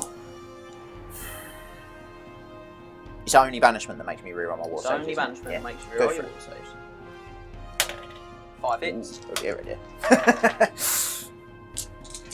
Threes. Yep. Oh, 0 dear. 4 wall saves, please, sir. 4 pluses. Oh, you love to see They're it, ladies anyway. and gentlemen. Big. Yeah. Yeah. Oh. I mean, on the averages, that shouldn't have happened. I should have probably had 1 left. Definitely should not have on the averages. But that is could have been a mistake from me there. Yeah, I think I really understand like why you would do that the way you did it. And I've got to let you have something, to be fair. You really do. I've only got 6 I'm going to go so. with Casket's going to cast Light of Death yeah. on these. That's the leadership test on 3d6, 3d6 whatever you fail by. Yeah. So wounds. He is on a 9. It can bounce as well, can't it? It can. It bounces 6 inches, so it's not going to get your Executioners, but it No, possibly will get both those chaff units. Yeah. Yeah, I'll let you have that. Nice. So, leadership 8. They're fine. They're fine. So does it bounce, ladies and gentlemen? It most certainly does. On to the next unit. No, they're leadership 10 because the Dreadlord's within 12. Okay. That's what I was checking. Okay. And they're also fine on the 10. Wow, so very good. Good call made there. We're almost at equal dice. 3 dice, I'm going to banish these. My level 4. I certainly am on a 16. 16. Big number, I've got 4 left. Need a 14. 4 left. You've got double shot left. Or you've got another Shems. I do have another Shems, I've got double shot. I've got if you move, you take dangerous terrain. I've also got ward save. And I've also got ones that buff up my fighting ability with my cat over there potentially in mind. Yeah, okay.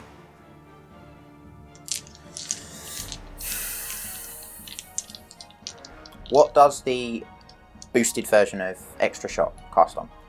It's quite a lot, it's an 18. So I do statistically have enough on 4. Yeah, I'm just thinking if you 1 dice a Shems, you probably don't. Yeah, if I 1 dice the Shems, yeah. I mean, it's possible, but it's unlikely. What's the not boosted version of that cast on? 9. Okay. So that's 2 dice cast. Yeah, 2 dice Shems, 2 dice that. That's what I would do in this situation, so I imagine that's something like what you're going to do. Banishment's definitely the worst of the magic missiles. The question is, do you think you can save the Doomfires? I've still got, even if I don't boost, I've still got 48 shots. But if they're alive, it means you've got to shoot at least some of those shots at them and not all at the witches. Oh yeah, which means the witches are. They're far more important than the witches right now. I got a 70-point level 1 life wizard that's gonna level 1 light wizard that's gonna redirect those witches in a little while. He's absolutely loving it. So is Cameraman Max. And you got that at 16, yeah? I did. Double 6. Big stop. I've got 2 left. So I am going to go for a 2 dice Shems Burning Gaze. Yep. And I'm going to go from this guy on. Yeah. I certainly am. On a 7. On a 7. Another double 6. Tell you what, mate. I don't know how. Like, anyone named Scott needs to just buy a bucket loads of triple crown dice. The most frustrating games I ever had. The amount of crowns you roll. Extra shot on the back unit because they've lost wins. Okay, yeah. Makes sense. Yeah, just on a 9.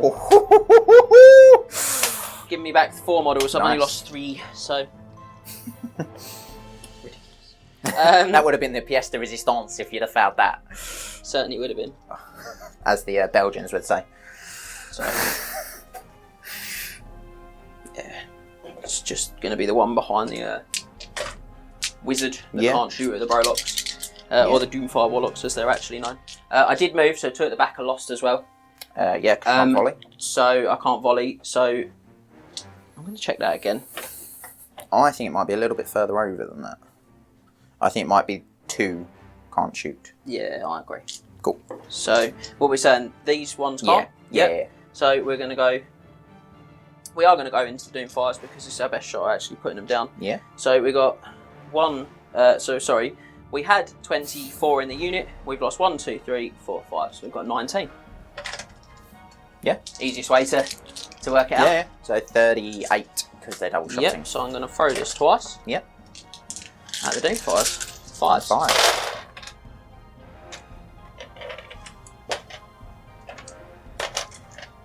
Yep. 9.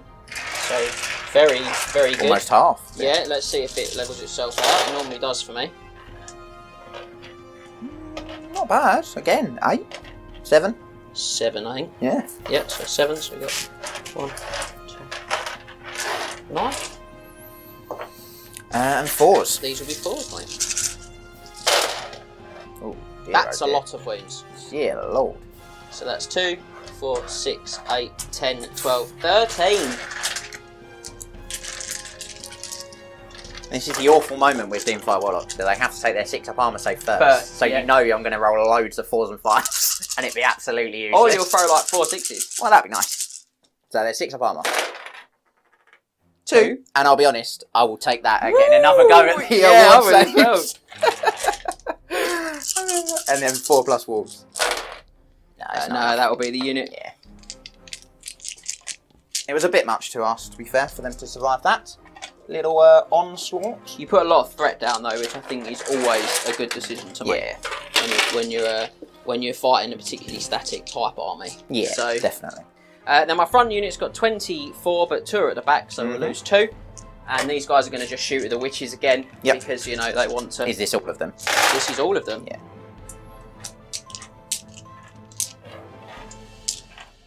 12 hits, mate. That's absolutely ridiculous.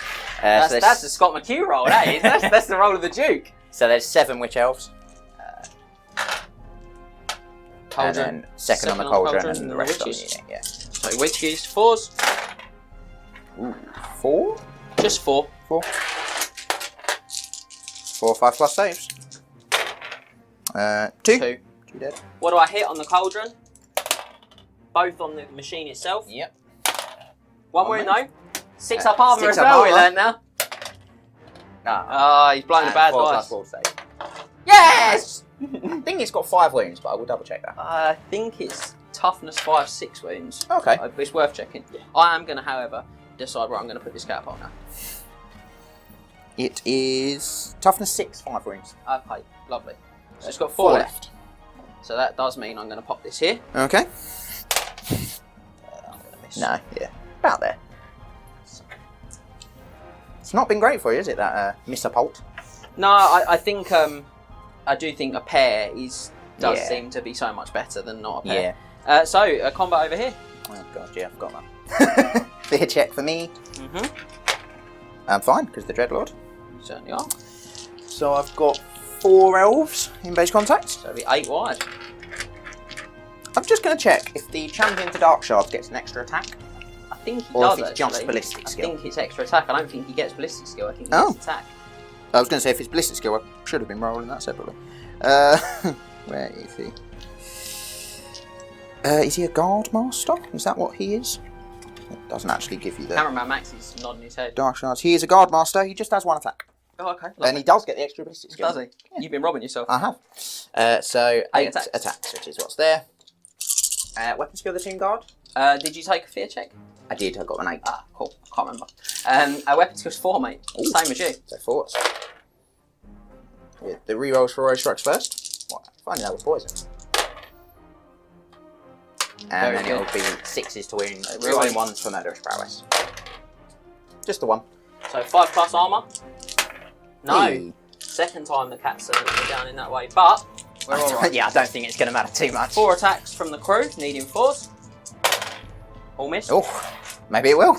Maybe it will. 4 attacks from the cat himself, needing 4s.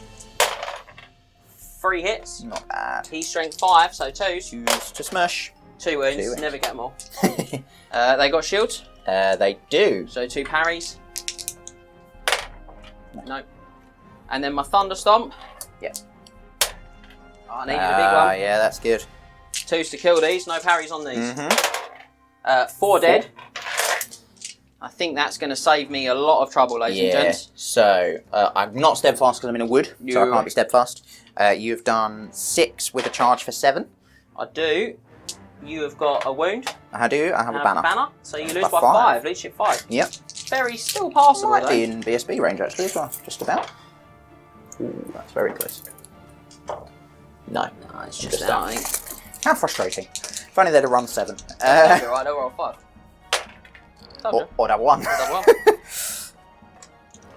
I know my Scots.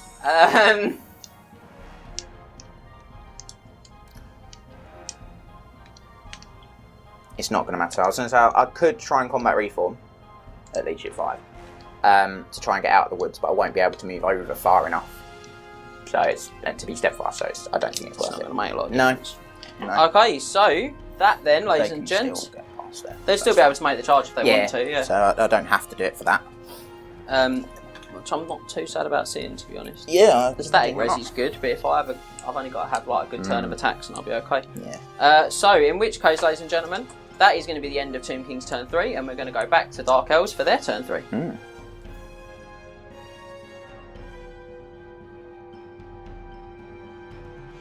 So, Dark Elves turn 3. It has been a brutal one. I'd say bloody, but you don't bleed. So. No, I don't, but I am losing, so it is worth mentioning that, I think. Right. Well, I think the executions are going to go into the flank of that Warsphinx. I probably wouldn't charge if it was the front. I do only need to do 3 wounds, and with the flank, I get basically all of my attacks. I think, again, we said off camera, like, when you separate the Sphinxes, it's a big mistake. Because they like to go together. Yeah. So I think that's been a bit of a mistake for me, but I've sort of been a little bit forced errors by some of your players as well. A lot of chaff that I didn't get rid of quickly enough. So it's going to be really, really interesting finish. I think there's a lot we can both still do. Yeah, definitely. So they're going to go for that. They're going to go to there. That's the only charge. Yep. I'm not sure if they can fail, but I'm going to roll it. Closest. No, they are pretty much bang 5 inches away. So they couldn't fail anyway. They gave it a really good go. But they can't. So they're going to rock up to there. I'm going to take him away for a minute. They're going to rock up to there, spin around, and go into there. Like so. Can I get him in? Yeah. Okay. Then we're going to try and swift reform the Witch Elves. Not on leadership 11. They'll go again, though. BSB will give that another go. Yeah, on 4. So they're going to spin about like that. And then they're going to move forward to 5. 6, because they're banner of swiftness. Nice. That. Yep. Lots of pressure coming, guys. Can do there. You can still see. Put the tree back. Now, you, I think, will need an 8. Oh, I don't need 7, actually. 7, okay. So, they're not going to have to test a march at 18. They've got loads of movement. So, they are going to go like... Hard with the cats because they pivot, so they don't wheel. So, they've only got to get tight space and they're alright.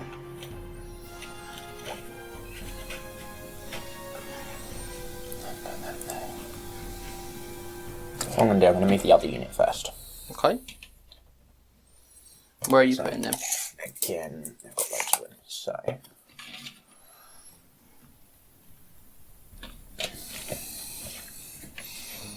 That'll cover you up.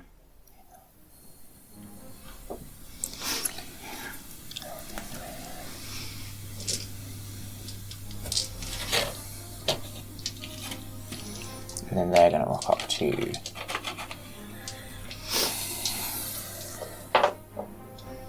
I'm not too worried about their shooting, so doesn't need to worry about that. They'll run straight.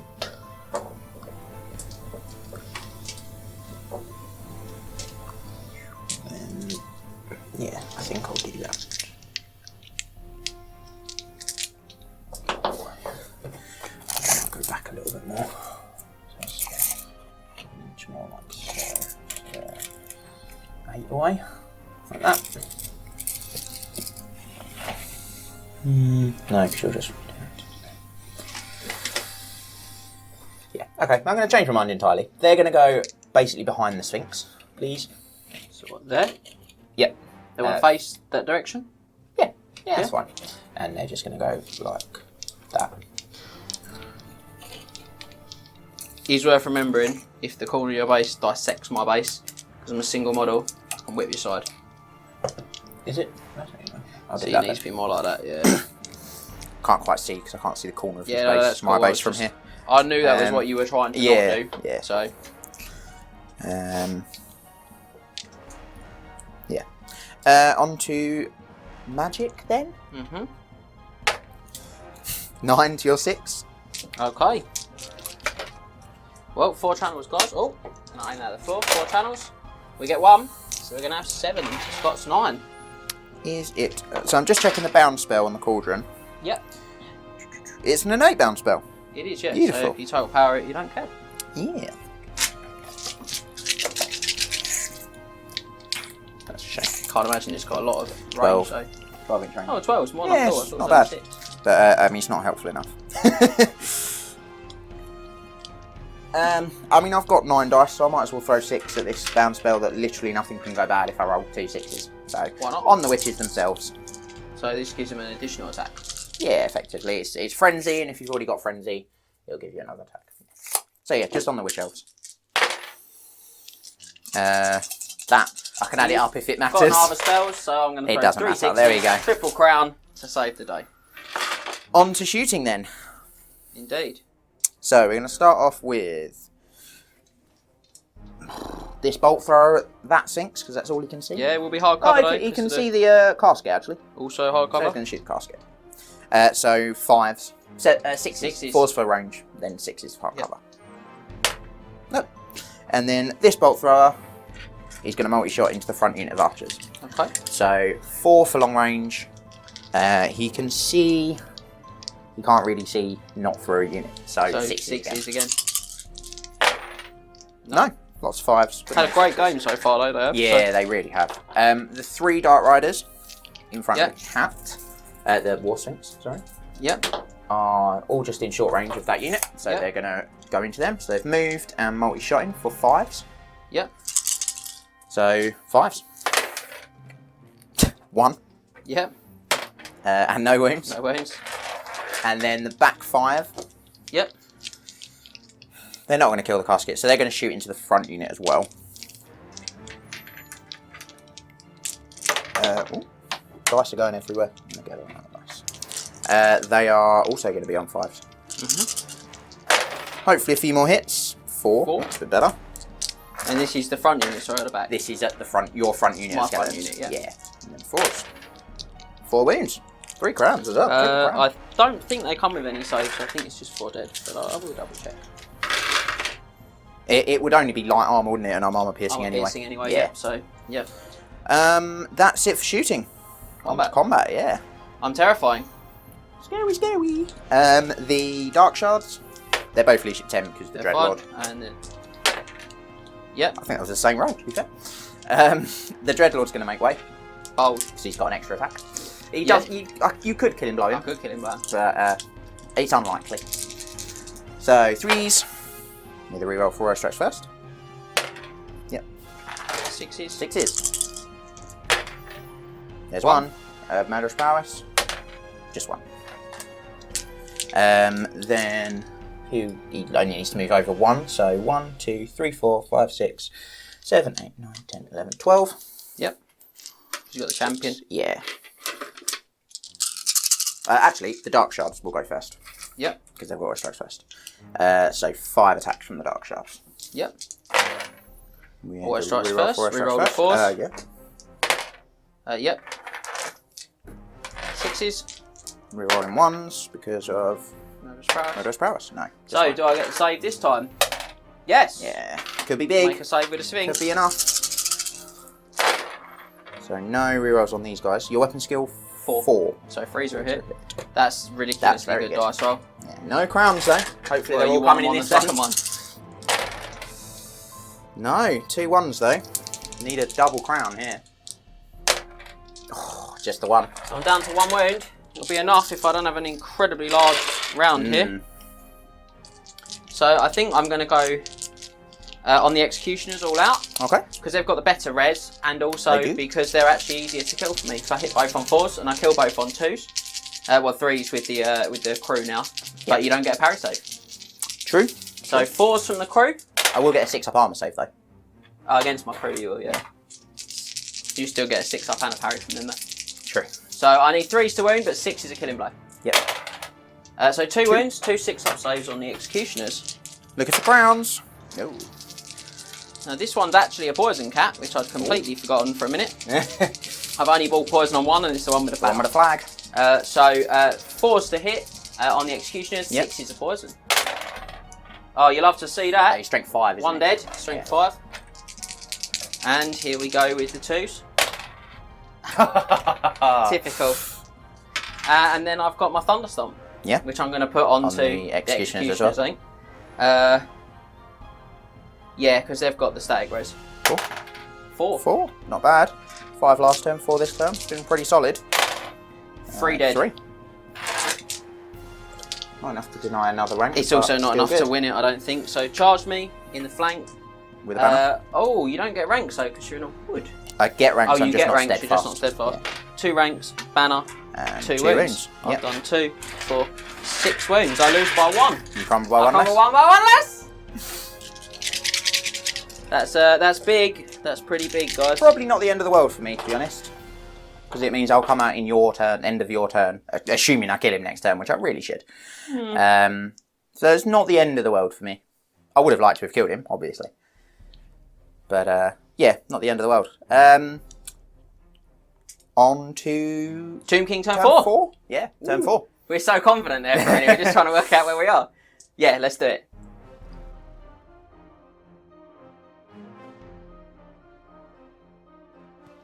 Okay, so we're into Tomb King's turn 4. And I think there's going to be some stuff, I hope, that will make Scott be surprised that I did. That might not be a good thing, but we'll see. So I think first things first, we need to invariably start scoring some points. So this guy's going to charge them, and they're going to take a terror test. They are, before I make the decision. They're Liche 10 because the Dreadlord, I would assume, but that's not going to matter. No. And I know they're outside of 12 inches from the cauldron because I measured it for the frenzy. Love to see it. So I'm going to attempt to redirect my charge because of that. And they are going to flee 11. In that direction. Is it to the end of the turn? Yeah. See the turn, as you know. Love to see that, guys. Couple of dangerous strain checks for him as well. All 3, I think, in fact. No, 2? Probably 2. 2, yeah. He's fine. Crowns. So this is a big one. I'm going to try and redirect. I make it just the leadership 8. And I'm going to go for the flank of the unit in the woods. I need a 7. So that's going to be all my charges, I think. Set these 2 dice with 1s on. See if we can roll some good numbers. Hey! He's done it! That's a big moment, guys. That's a really big moment. That Dreadlord, however, is there. Yeah, he is. So we will need one to corner up. make sure we do One that. space up. Solve that problem. Okay, so now what to do with a problem like Witch Elves, ladies and gentlemen? Well, a lot of the time the answer can be surprising to those at home.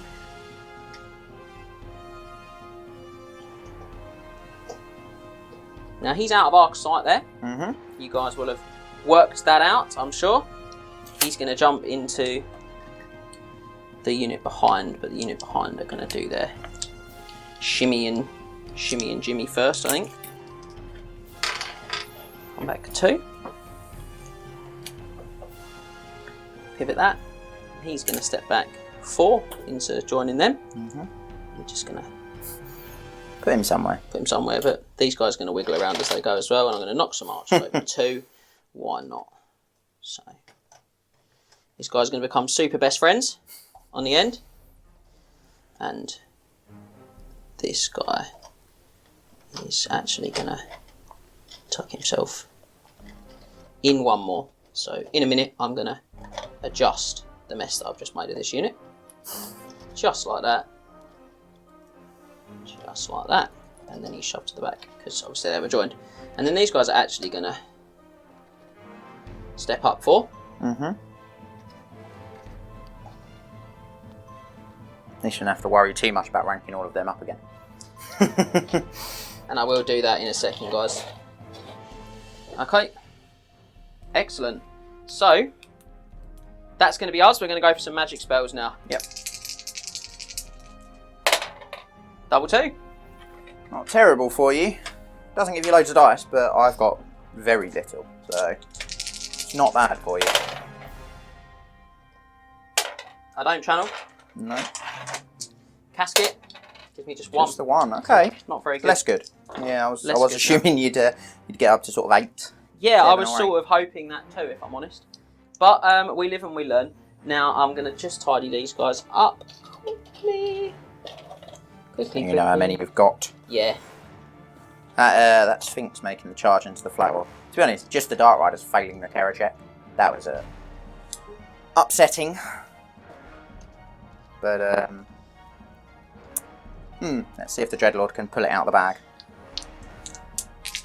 My guess is no, he cannot. So 2 dice. I think we're going to go. Nah, we're not going to mess around. 2 dice. We're going to take this guy's going to shems them. Yeah, he is on a 6. Go for it. 2 hits. I like it. 1 wound. 4 plus for magic res. E. And 3 dice, guys. We're going to go for a banishment on the on the witches. 9. We have got it. 13. But it's not great. It's only a 13. It's very Need a double dispellable. 6 though. Yeah, we got 2 dice. Yeah. How close was Thought he was going to do that as well, guys. Oh. So 2d6, strength 6 hits these ones because the banishment range is 12. Oh! That's a big roll. Is he within 12 of I'm the gonna level check. 1? Just Yes, realised that's that. level 1. Where is it? He is not. No, so it'd be strength Strength 5. 5. I mean, it's still 2s for the Witch Elves. Yeah. But he's 5 for the Cauldron. Yep, so we've I'm having a good one with the dice here, guys. So 5 witches. Yeah, it's 2 on each. 5 12 witches. hits, didn't you? And then on the Cauldron, yeah. So on the Cauldron, what do we hit? Both on the Cauldron. So 5s. Yep. 1 wound. It's got a 3 up because it's got a 4 plus ward itself and magic res 1.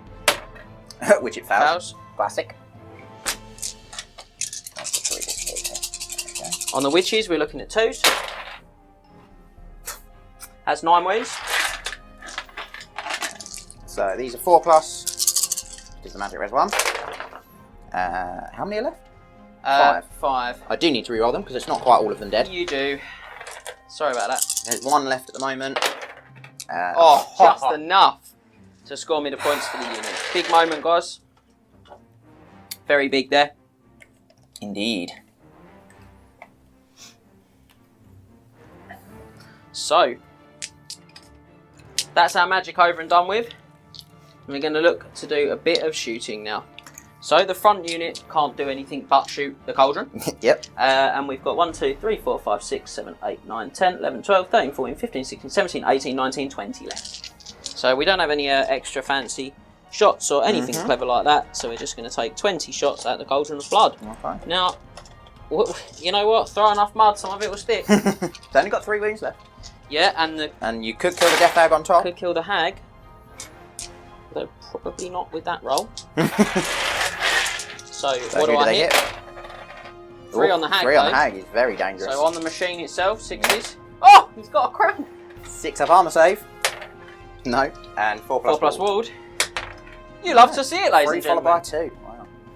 And on the witch, or the hag, no wounds. Okay. Now the back unit has got an extra shot because the other 3 are on the back row. They're also going to shoot it. Okay.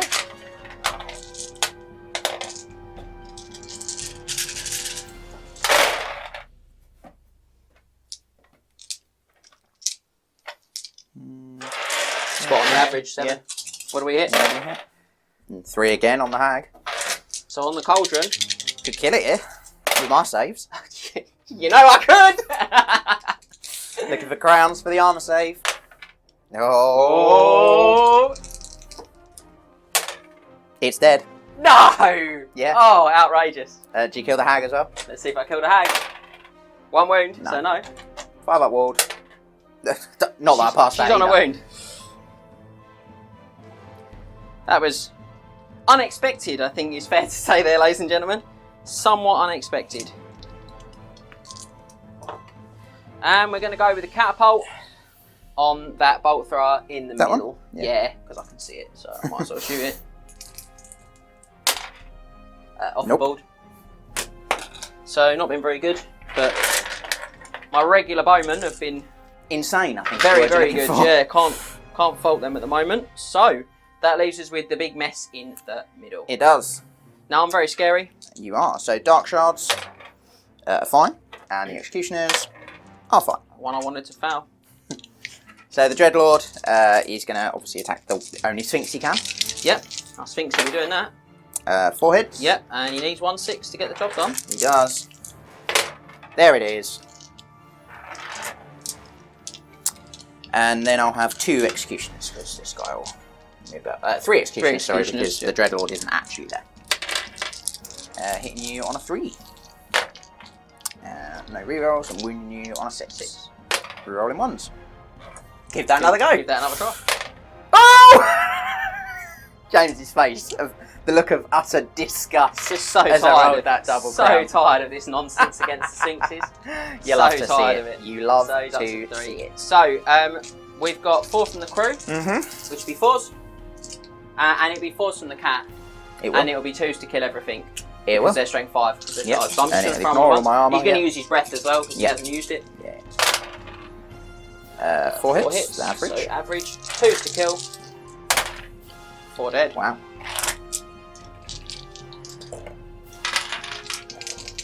Could do with a big one from the breath. Double 1. Could not get smaller. I mean, you got a 12 on your banishment. 2 wounds. Strength? 4. Okay, so 2 6-up armors. You got 1. Picks one of them as well. Yeah. Outrageous. Thunderstomps. Oh, that's not what you want to see. Even less that. Absolutely ridiculous. Mm. So you've got a banner and a rank, Yep. and you did 3 wounds. 3 wounds. I charged you in the flank. You did. It wasn't down a hill, unsurprisingly It for wasn't, but I did do 5 You wounds. did do so 5. you lose by 2. you. 2, so This is 8. This could be big. No. No. Do I turn around? I'm going to try. I don't. I can't turn around. Oh dear. That's helpful, to say the least. And they're reformed because they're now out of combat. Yep. And they They're just. just going to reform 5 wide. Yep. Stand in the front rank 'cause he's a musician. And they can't really They do can't a lot. really do to be a lot, honest. but they'll stay there. Actually, they can because they're going to go 4 wide. Okay. Yeah. And switch. And just scooch across a little bit. Yeah. And not get hooked on an execution. So combat reform lets them move their centre. Yeah.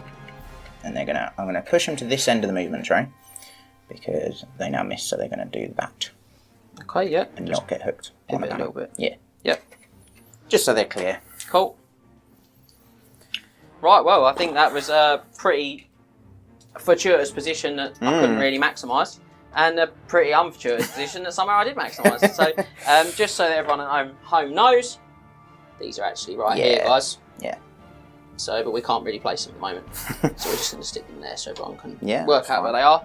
Excellent, because we've got the space now. So that's going to be the end of Tomb King's turn 4. 4. And we're going to pass over to Dark Elf turn 4, and the massacre will continue.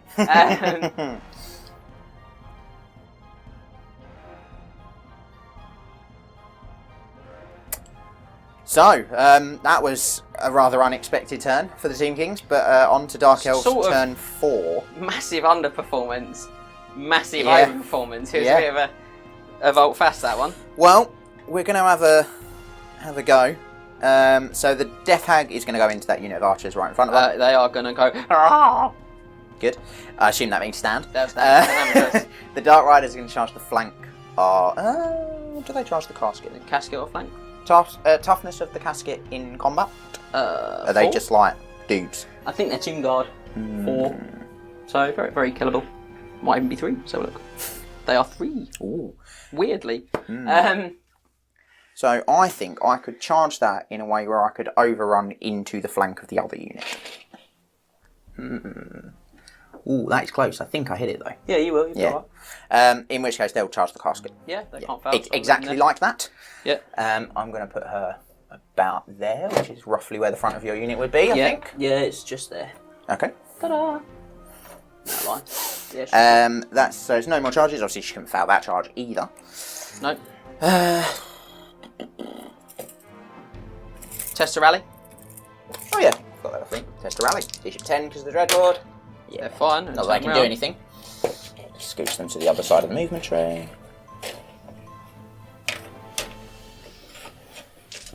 Like so. Test to march. Yeah, Love and they life could. on a 6.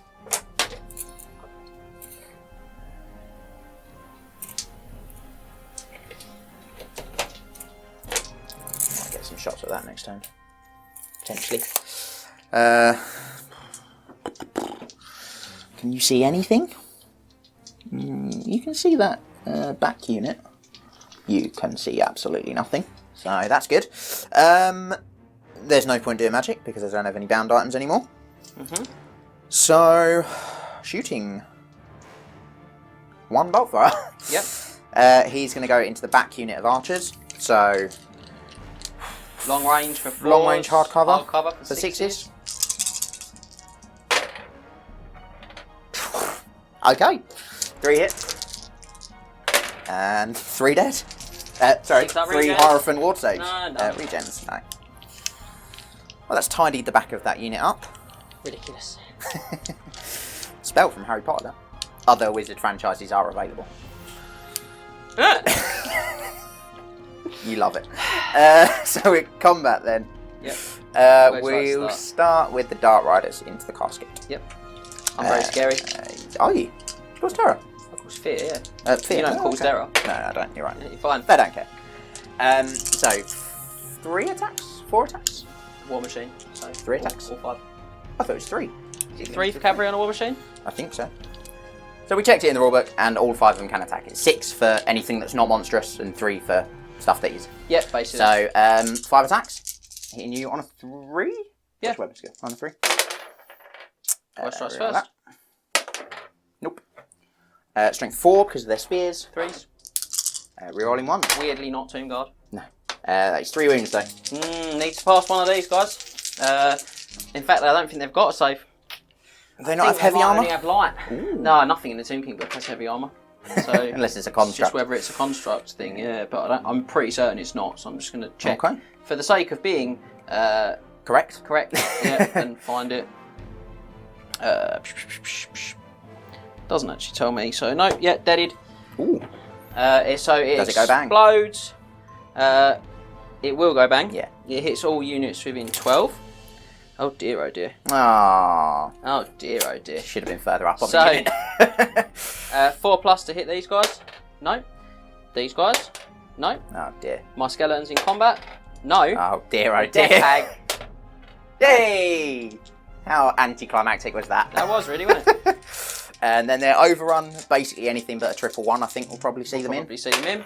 That will. Yeah. Yeah, on a 6. Put it in. So no doing that combat this turn, but let's go with the Death Hag. Yeah. Okay. She's got 3 attacks, and then she's got the Rune of Cain. She does. Yes. So, and she's got Frenzy, so she's effectively got 4 plus the Rune of Cain. Yeah.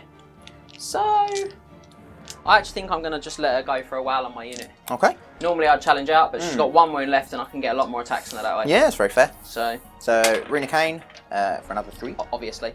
That's rolled in a really awkward place for the cameraman there. So 3s with a reroll.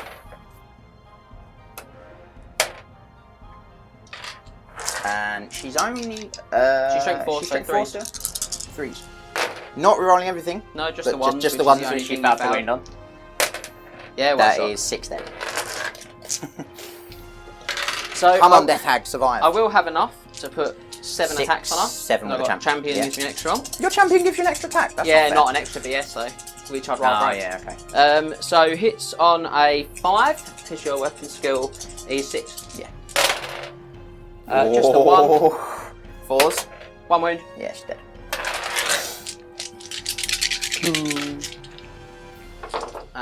Poor Death Hag.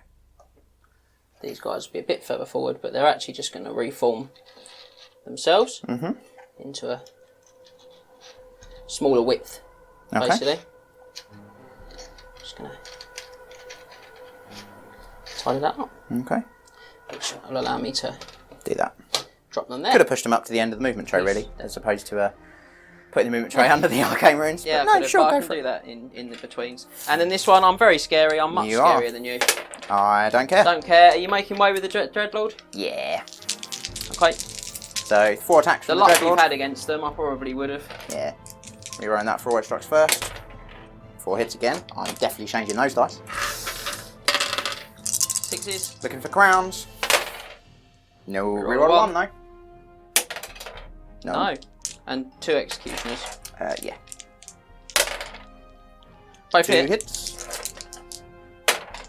Reroll the 1. On the table. Hey! Yep. Well, he never gets away without doing any, boys. So, I'm going to put 4 on the Dreadlord. From the crew. They will hit, though, on 5s. Yeah. So not so good. And it will miss. And 4 from the cat on the unit. Which is going to be 1 hit.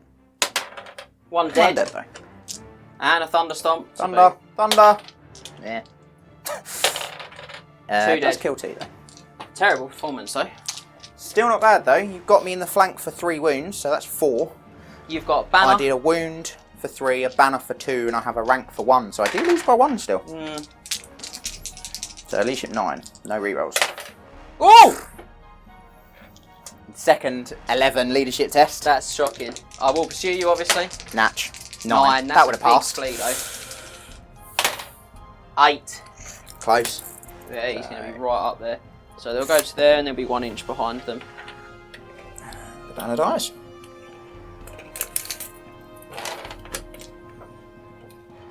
So, a little bit further back now. Yeah, be there. Pretty big, guys. But not, I wouldn't say the end of the world for you, actually, at the moment. Well, at least you didn't catch them. So no, that comes later. So that's going to be Dark Elves turn 4. Yeah. So it looks like we'll be moving on. Tomb King's turn 5. Tomb King's turn 5.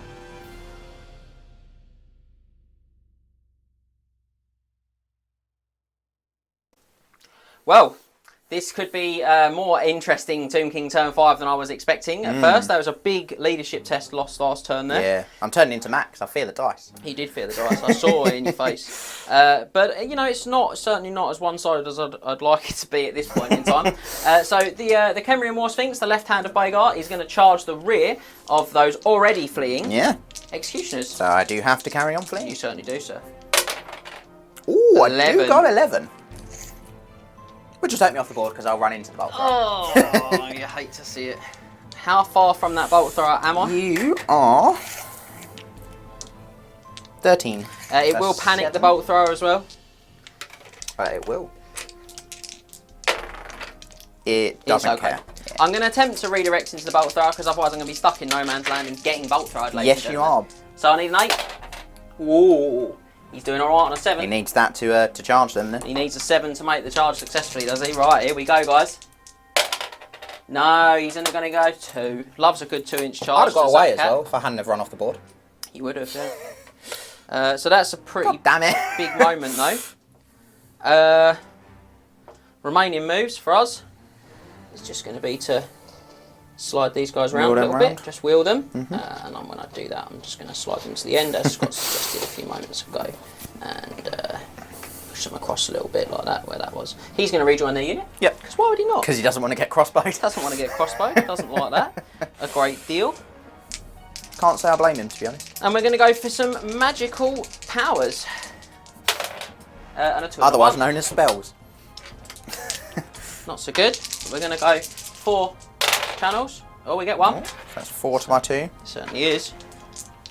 I think, guys, that's going to be 2 good spells. So, I think we're going to have to go 2 dice, speed of light, on the skeletons that have been charging the flanks, making weapon skill initiative 10. We certainly are on a 12. I've got 2 left.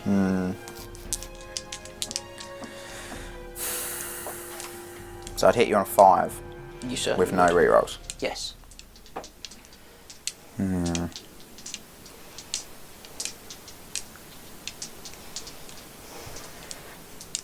Go for it. Yep. Realistically, I'm not going to stop it, so I need to hope you roll low on your next spell.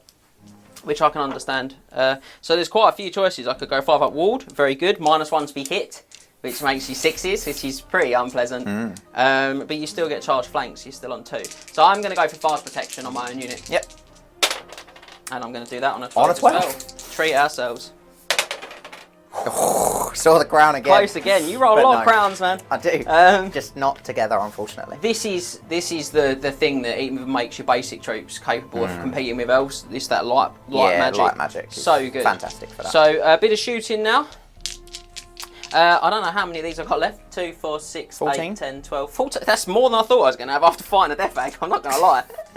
Yeah, but it was only a death bag. Only a death bag. That is fair. I mean, if the cauldron was there, it probably would have wiped out the whole unit if you hadn't challenged. So, yeah, it's different tactics and different scenarios.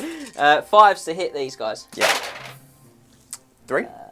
Yeah, so a bit below the average this there, guys. Just the 1 wound, so 5 up armour. not so good. Hey! He's alright. So, we're going to try again with a catapult, ladies and gentlemen. On bolt thrower or the dark shards? Well, I could go for these guys. You could, yeah. And scatter, oh, I don't know, 10 inches? 10 would be the one. We're gonna get Hey! Hits! So all of them. 1 under the hole and another 5 guys struck. More than 5.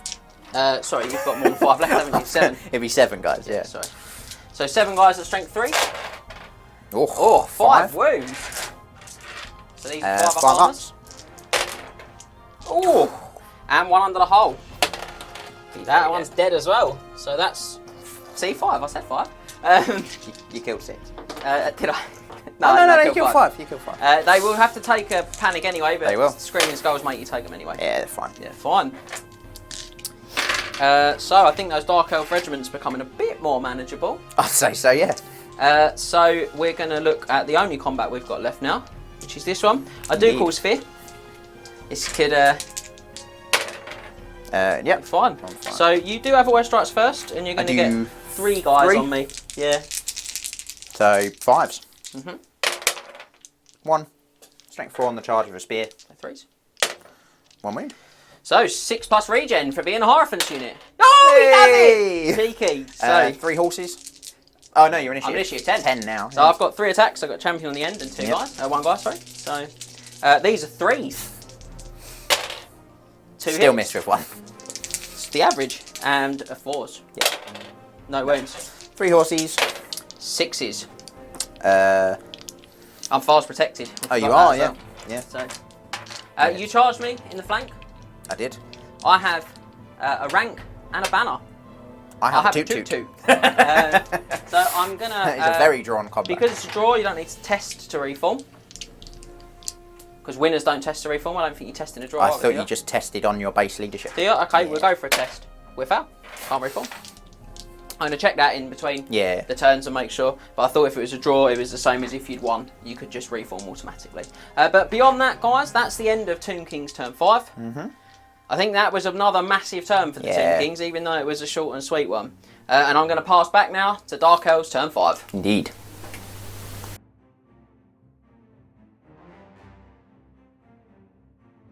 So, Dark Elf turn 5 then. It is.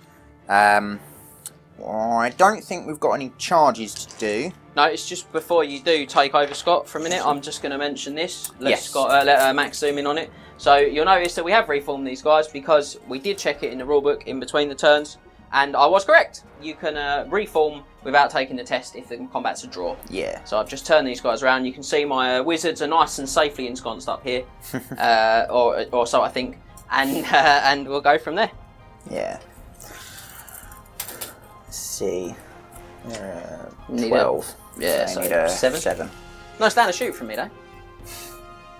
They need a 11. That's a big charge and some dangerous to be hitting draw, on 5s. But 6s. 6s. Hitting on 6s. Yeah.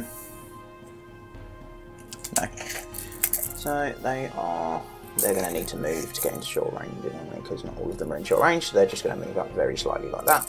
Yep. And they're going to test a march. Nope. So they're going to foul. That's really unpleasant. But they don't take dangerous terrain if they can't march, so not all are negative. Oh, they are in short, actually. That's helpful. I'm going to skip the magic phase because there's 0 point. Yeah, I understand. And move on to shooting. So, bolt thrower numero uno is going to be this one. Yep. He's going to single shot into the swing. So 3s. Yeah. Yeah. Oh, I need that to wound him. Here it comes. 6 to wound. Oh. The other one's going to do the same thing. Collective concern over on this side of the table. Hits the target. Need that 6. There's been ace for you. No. No. Murder Sparrows? The Dark Shards, what's left of them, are going to multi-shot, so they move the multi-shot. Business.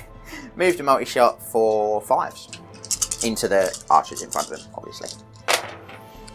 Just the one. I nearly rolled 1, 2, 3, 4, 5, 6 there. And 4s to kill. Yep. Oh, where's that 6 to wound on the cat? The Skeleton sound effects are optional, but I like to think that they add lots to the game. The Dark Rider's going to do exactly the same. They're going to be on 5s as well. Yep. 2. From there. And 4s to kill. 1. Yeah. Another 6 to wound. Then combat. Love to see them get used up on rubbish stuff. Fear check. No, Love they're in life. alright though. You do go first, you hit me on a 6. 1 hit. And 4s to wound this time. So I don't get my bonus from my spears. No, fails to wound. So, I've got quite a lot of attacks this time. I've got 17 now. Because I get 8 wide on you. Yeah. 1, 2, 3, 4, 5, 6, 7. Yeah, no, I'm good. I was correct. And the champion. So, these will be 3s. Now, you never thought you'd hear that, did you, ladies and gentlemen? Skeletons, hitting on 3s, and no one failed a fear check. You'd love to see it. Skeleton archers as well. Yep, and then 4s. Not even combat skeletons. 4 wounds. 5. 5 wounds. Oh, you love to see that. Exactly half. 4 plus saves. 1 dead. Just 1. Closest to the board edge. Yeah, thanks. And then 4 horses. 6s. Oh, look at those 5s. 1 hit. And 4s. No, that's 20.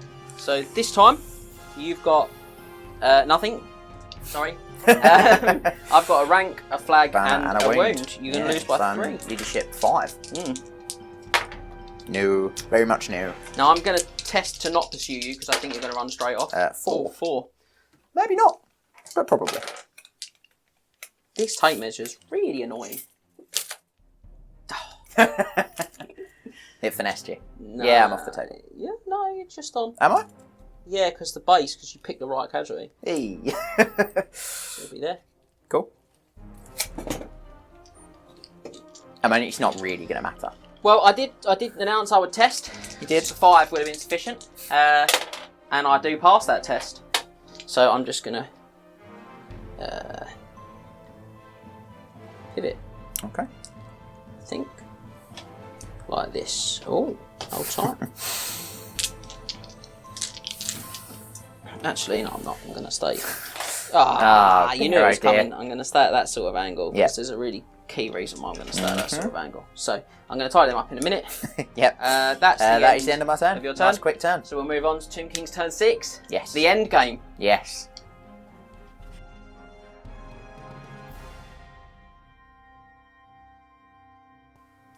Okay, guys, so we're moving into Tomb King's turn 6. It's my last turn now. And I've got to be honest, I think me and Scott both agree I'm in pretty good position. Yeah, overall. I'd say so. It's probably not going to be a huge win for the Tomb Kings, but it's going to be a respectable I reckon it would be a win, yeah. So we're going to go with some charges. We're going to start with the Khemrian Warsphinx, the left hand of Vagar. He's going to go over there into that bolt thrower that he tried to charge before. Yeah. I would stand and shoot if I could, but instead but you can take a terror check. Yeah. I'll treat you. Oh, thanks. No, I'm good. Didn't fear those dice. And the second one is this level 1 Light Wizard. Yep. He's going to charge at these Dark Riders. Yep. Well, they're fleeing, so I have to carry on fleeing. I'm not going to bother rolling the dice because whatever I roll, they're going to be off the table. But I'm going to roll the Light Wizard's dice because he might also go off the table. He might. It's quite a way to go though to do that. 12. I mean, he might. Certainly not impossible. It's like there. Cheeky. Now these guys can act normally, so they're just going to make a 4-inch wheel. It's about there. They won't have much more than that. And obviously, whilst they do, he's going to zip along a little bit and just make some space there. Yep. So, bit of magic, I think. Oh, did I make this charge? Sorry. Oh yeah. So I need 6 this time. Yep. Oh, he loves very it. much so. He's straight in there. Chew chew. Crunch. Watch the crew kill him. Yeah, it wouldn't be a huge shock, would it? Let's be honest. There's been a lot of that when they're on 2 wounds going in and getting killed. So, bit of magic, guys. Yep. A 5 and a 1. That's just 5 dice for me. Do, however, maintain my 4 channels just. Oh, I picked 2 up there. Nice. Very good. So, it's that 8 to your 5. And we're going to go 2 dice. We're going to go with a little Shem's Burning Gaze from him onto the Dark Shards. We are on a 10. It's a really good roll. Sound effects are optional.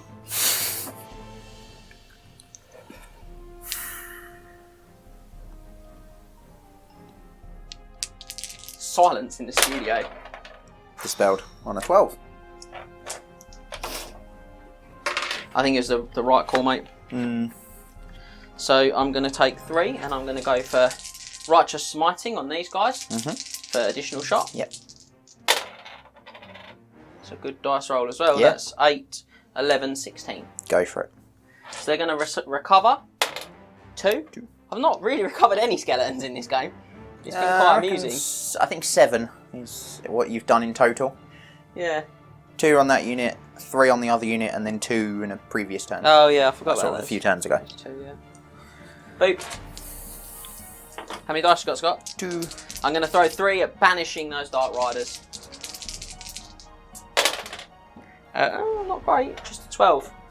Surprised you didn't boosted banishment and try and hit that. I thought about it, I got a Catapult though. I'm going to try and Yep, see if I can miss. get a bit of joy out of that. No. Yeah, you get it. Get it out. So, and they're actually worth more points. They are, but you'll kill them with shooting. With 8 banishment hits. You'll I think probably I'll kill them with banishment. as well. Now he's here. It is only strength 5. I mean, it's enough. Yeah, I think it probably is, but we'll just check. No? Yeah, he's out, isn't he? I think so. Edge of my base is there. Okay. So he's okay. So 2d6 was 8, wasn't it? We rolled that. Yep. 2 to kill. They are very kaputted, and the Dark Shards will panic. They will. No. They love it. So we're going to move from the magic onto some shooting, and we're going to go for the unit here into the remaining Dark Shards. We've got 1, 2, 3, 4, 5, 6, 7, 8, 9, 10, 11, 12, 13, 14. So 28 shots this time. Yep. So we'll do 14 twice to speed us up. So I've got the dice in my hands. 4. 4 hits. 5, 6, 7, 8, 9, 10, 11. Wowza. Very good amount. I do put my faith in Tomb King shooting a lot. Only 4 wounds though, so it kind of came back down to the averages on the wound side of it. 5 up armor. Thanks to their shields. Oh, 2. Right, the champion left. No Dark Shard points for you. Unless you want to catapult him. I am going to catapult him. I see. Because I think that in the grand scheme of things, that bolt thrower is probably worth less points.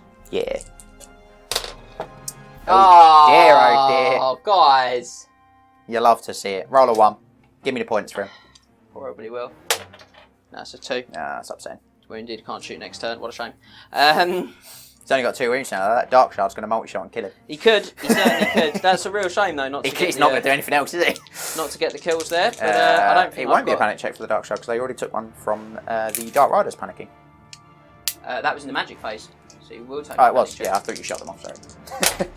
Yeah, well, screw you. He still doesn't care. I've got nothing that can do anything about him. I'm afraid. You do not. So we just go to the combat over there. Yeah. Fear check for me. Oh dear, oh dear. 5s. Probably still do it though. Here comes the ASF rerolls. No. No. So my crew. Yep. 3's to hit. 2 hits. Trying. 2's to kill. So strength 5 on the charge. They are both dead. He killing bloated as well. Now I don't know if he's close enough for his mate to panic. He's about 7 inches away because that's where I deployed them, and I made sure they won. Pivot to face him as in a final last-ditched roar at the enemy. Not too sad, ladies and gents, but we're not going to get any more points on the Tomb King side of this game. So now it's just a case of whether Scott can pick up some points in his final turn. Grab some more points, yeah. I definitely think you can. As we move into Dark Elves, turn 6.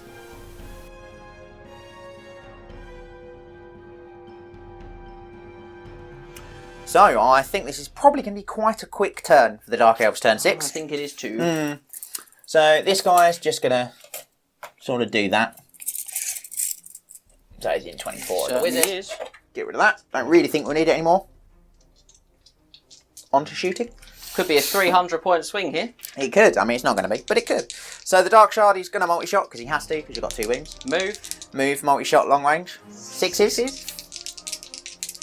Comes the excitement, ladies and gentlemen. No. Well, that was very anticlimactic. That's the one you wanted to roll bad dice on, because this is the one that matters. Yeah, now I don't know whether I go 6 dice, like multi-shot, or I go the single shot. In general, I went single shot last turn. I hit twice. I didn't wound. In general, their weakness is when you throw lots of dice at them. Yeah, but 6 isn't lots. It's lots more than 1. That is true. That is true. I think the single shot would be better, but I'm going to go with 6 because I've got 6 dice in my hand. Okay, you sure? No, but I also don't think it's going to massively make a huge difference. 3s? So, 3s.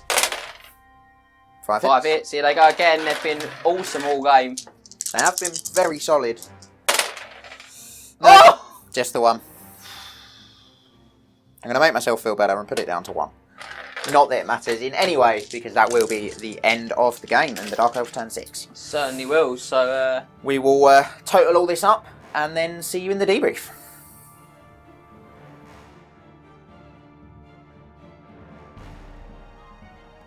Well, after what ended up being a massacre of sorts at the end, one way and the other, we worked the game out, and it was a 16-4 victory for...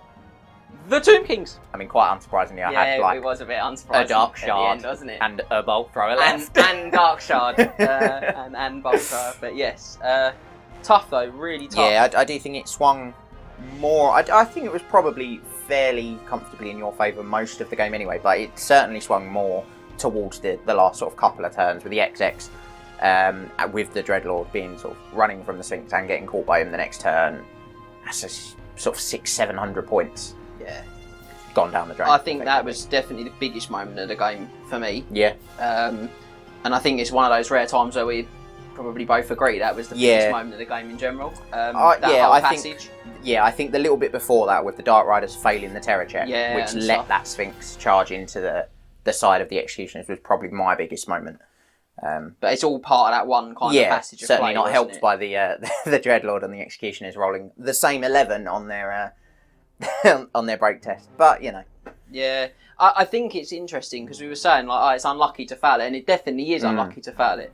But then I make you take so many leadership tests in the game that you will fail some. So that then the case is failing them at the pivotal moments. Yeah, which ones you fail then matters a lot more. Yeah, because the ones are sort of a couple of turns I don't earlier. Think you failed a fear check. No, but a couple of turns earlier when you charged the Necrosphinx the Warsphinx, into the 2 units of Dark Riders, if either of those had failed, I'd have been like, meh. I was going to flee anyway. Yeah. Does mean I can't flame flight. Okay, that's a bit annoying, but it's not the end of the world. That's exactly it. Yeah. That one is pivotal. Yeah, and I think that's I think that's part of the thing with Tomb Kings is just trying to force so much all the time. Yeah. Because they're not a great army, sort of innate of themselves. I mean, when you make them weapon skill initiative 10 and -1 to hit, they kill Dark Riders in combat. I do think this list, though, in particular, is really good against elves. I think it's probably worth sort of broadly laying that out because it kind of has all the things you want to fight elves with. You've got high strength, good weapon skill. I'm tough and say, go large, mate. You know, you've got lots of low toughness, low save models, and whatever flavour of elves you are. I know we have witches in this game, and they always feel particularly squishy. But you know, most things, like other than maybe white lions for the high elves, everything you're probably going to have a 5-up save at best. Yeah. So you're going to shoot it and do damage. And again, things like banishment. There's a lot of ward savey stuff in the elf, in all the elf books. making them reroll it's massive. Yeah. And then, like you said, the light magic counters you in combat as well. Yeah. Everything can become a threat like that. Yeah. So it's definitely a matchup. I think it's fair to say that was actually a taller order for the Dark Elves than I think a lot of people might have thought initially. Yeah. Because there's a lot of good anti-Dark Elf stuff in my list, and that's not a tailoring thing. I've taken this list against just about everything, and it's not so good against demons, and it's not so good against Warriors of Chaos, but it's quite good against elves. And yeah, especially just because the amount of chaff you have in your list. Yeah. For sort of being that anti-Dark Elf, most competitive Dark Elf lists have a big unit of Witch's Frenzy, which get pulled around a lot. So unless they've got the chaff to counter you in the right place at the right time, even just having that amount of chaff is a big sort of anti-Dark Elf thing. That said, though, I do think I was quite sloppy at points in this game, and I got a little bit of luck back. I think with you got fouling those territories. Yeah, I think you got quite spread out, which really didn't help you. Huge mistake for me there, actually. And I know we did disagree on when I charged the Morghast across. I'm still not sure. I think that was worth doing. I think I should have waited another turn, let you pull in, and then just been tighter. Yeah. You know, just sort of supported my own units better, because I got out of range of all my spells as well, and that's a huge issue. So I think I got some luck back on that. For me, if I was playing this again, I would not have made that charge. I would have just played much tighter. Yeah. I thought the deployment actually was quite good. I got myself down there. I thought I was sort of on point, but I have to concentrate all the time with this army. It is trickier in that way because, as we said, they're not naturally that top tier block. So it was a really good result for me when I maybe made some scruffiness. I know you were saying similar things, that you felt you played quite well, but there were just a couple of moments. Yeah, I don't think there was any sort of big things that I could have done differently that would have really majorly affected the game. Potentially the chaff was a bit too far to the right hand side, but obviously the Vanguards helped them get over. Yeah. But the Dark Riders did end up coming back this way, so potentially they could have gone round there. Especially as it turned out, these the bolt throwers turned into the best anti-chaff you could ever ask for. 6 hits, 6 wounds. Okay. The chaff flatter 5,000 is unraveling them. But yeah, I think either that or potentially when I was shooting the Warsphinx down here with the bolt throwers, when I single-shotted both, potentially multi-shotting and getting the 12 shots. Lots more dice. Yeah. I think that's generally how you hurt them, is just make the dice stick. But I agree, actually. I think the chaff was probably a big problem for you, because you didn't have enough here to kill my chaff if I dispelled your spells. Yeah. I think what could have worked as well is if you'd have split the Doomfires and Dark Riders the other way. Okay, and so had like one of each flavour on each flank. Yeah, and you would have had some shooting as guaranteed, like anti-chaff as well. Yeah, that's so true. that was cool, but I think in general it was this was a pretty tough game. Both players had to get their thinking caps on and play it out. Even the turns that were like 2 minutes long, or however the sort of shortest turns were, it was still lots of decisions were having to be made. And obviously we check lots of stuff off camera as well. It's probably worth, like, we know all the charge ranges before we start, so it does chump those turns up a little bit. I mean, all of that said, I can't leave without describing the biggest moment of the match for me, or rather my favourite moment of the match. We've done biggest, but my favourite was quite clearly shooting a cauldron of blood off the table with bows and arrows. Unbelievable. Amazing, just amazing. Absolutely. Unbelievable. I looked down to pick up like a dice I dropped, and you were like, "Well, it's dead." I was like, "What?" I honestly thought you were having me on. And if it didn't have the 6-up armour save, I think I rolled a 4 on its armour save on the last one. I was like, it would have survived. Oh, you love to see it, ladies and gentlemen. You really do not. You really do not. What about you? Favourite moment? It's hard because I don't think nothing particularly exceptional happened for the Dark Elves.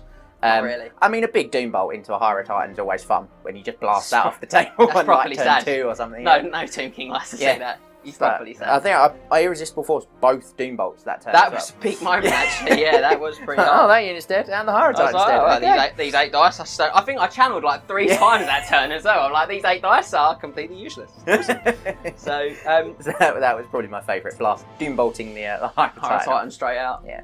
Well, guys, we've come to the end of another battle. This one, I hope, was maybe a little bit of a different result than a few of you at home expected. Yeah. Certainly really enjoyable for us. So thank you for joining us in the studio and on triplecrownwargaming.com. Make sure you head back to the Night of the Realm mustering ground, where you can check out the rest of our exclusive content. Remember to tag your friends and like, subscribe and share. Then head over to triplecrownwargaming.com and become a Knight of the Realm today. What are you doing, mate? You alright? Do it for Warhammer!